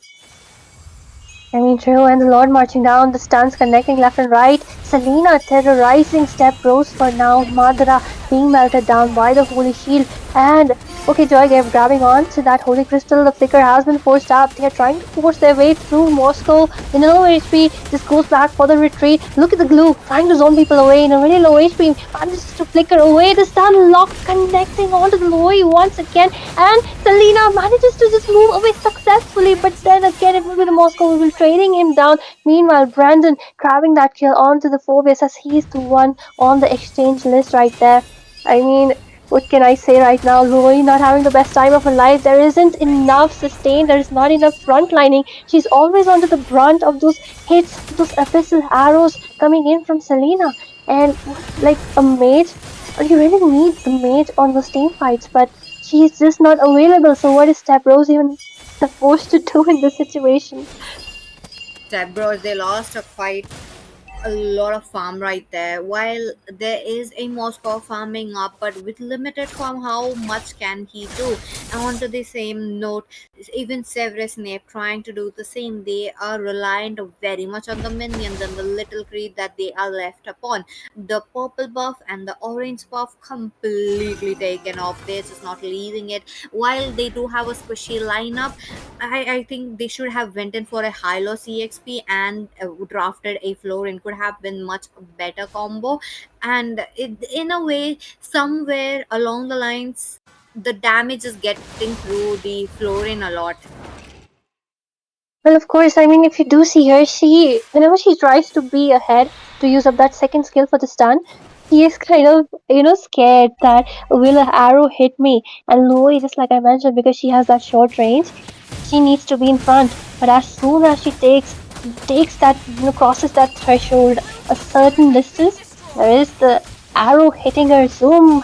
And of course, there is the Matilla. She can instantly lock down with the second and the ultimate combo. She has no safe haven for herself. And at the same time, we do see Selena if she dives in, the glue if he dives in, and both of these people dive in so behind those turrets, and yet there was the disengage coming in from the Matilda right there. Okay, the stun's connecting, but they're just trying to take them down. Joy not having the best time of her life. Just wants to go behind the scenes, taking down the squishies, but she can't do it either because there is no support, not enough tankiness in the hands of Team Stepbros. So, PG, do you think this last Lord will be the last Lord, or will they be able to defend for a bit more? They can defend. They have to defend. One thing they have the Joy, they have the Moscow. Unless both of them dies, it's going to be quite hard. But let's see, the minions are pouring in. Minion combo coming in. Will Matilla Ella is getting ready to take off. The Lord also coming in. Look at that. There we go. Matilda Airlines is there. Sabres trying to get it in, but Kurama jumps in. Albert will be the first one taken down. The base is all getting locked up, and at the same time, Doug trying to deal some damage. SOD at the back lines just waiting for it, but no. Tenzin though trying to take off all in every single possible way, and Brendan at the very last moment takes away the base. Victory! What a gameplay for them. What a gameplay. Absolute domination for their side. And once again, it is the draft, I believe, which team Stepbros did not, put up to. So it's a clean victory for them. Ray, what do you think? It was a honestly even more dominant game coming in from Divine Regime this time around. And Peekaboo Predator, like his Selena is a beast, and that's why he went for the Abyss skin, did not want to be a Pookie, he wanted to be a monster that devours everything. And a monster he was, because so many abyssal arrows were hitting the mark each time around. It was just great initiation tools for them overall, because with a Matilda, you need someone to initiate. And the Selena was just so perfect for this job. I know Romcom is there on the glue, but glue fits in a very weird spot where he's not exactly.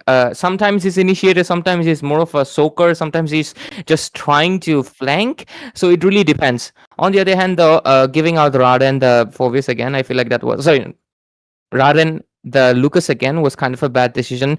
A lot, also considering the fact that. Matilda in overall is much more broken in a lot more composition. Florin is situational, but yeah, she can be overpowered if you start snowballing. She's undefeatable, but you need a lineup that can utilize it so much more. They needed the Lucas for themselves instead of pushing it to Raren again and again. So giving comfort picks is always gonna backfire a little bit, and also the simple fact is that the Matilda giving out the healer trade was not a good thing that they should have done, because healers right now, it's a very give or take game, and most of the times if you dominate with your healer, it's very strong, but once you pushed back, it's really hard to make a comeback. The only one that can do is actually the Matilda. For 100% of the times, her mobility is still unmatched in the game as a roamer, and unless you can match it with perhaps the only possible, I think, is a Bakshi or a Chip. If you don't have it, you can't really go for it. And Florin is just extremely passive. You have to play in the back and just provide the heals, right? So playing passively, getting into the defensive position makes your opponent more confident that they can come in and attack you. And that's why most of the ganks were very successful, especially Peekaboo Predator on that Selena was really great performance overall. Played it out very, very well. One thing about the team Divine Regime. Again, there was a draft gap. First game, same thing. Second game, same.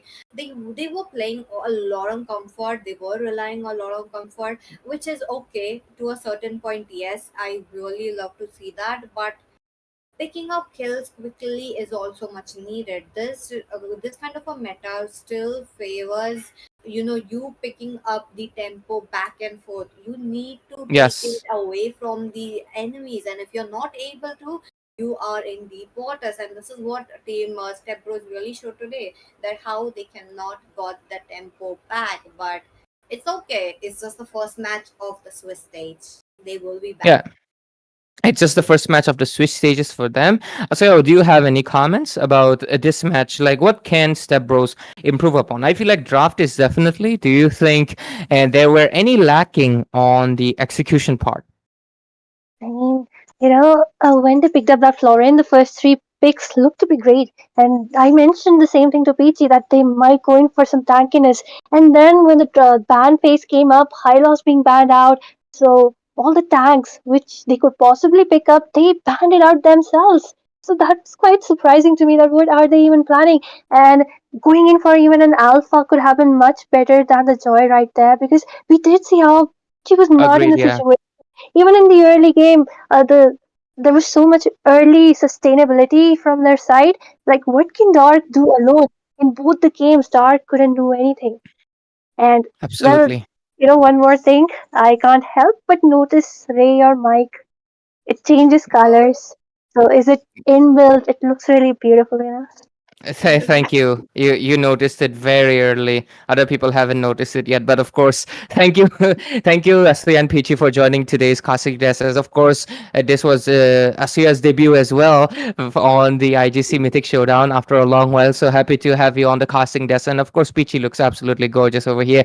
And overall, the matches today were great. The first match between Rayuga and Lafu Kabi, with the second match being a very turnaround, but the third match putting cement the fact that Rayuga is still strong. And right now, again, a wildcard team towering over the Mythic leaderboard team. Both Stepbros and Lafu Kabi were not able to take over a crown away from, of course, the wildcard stages team, which was Divine Regime and Rayuga. So this time around, the wildcard teams are looking much better and much stronger in position, but they're still the champions. They're still the stronger ones left to contend, and we'll obviously see them. So stay tuned for those matches, ladies and gentlemen. And this was it for tonight's Mythic Showdown Season 1 Swiss Stages, 2 matches back to back. It was a great pleasure. Thanks for everybody who tuned in, and thank you for everybody who participated in the giveaway. And of course, you can participate. If you missed out, you can participate it tomorrow. This tournament is obviously a big one because the top 2 go for the regional tournament. But of course,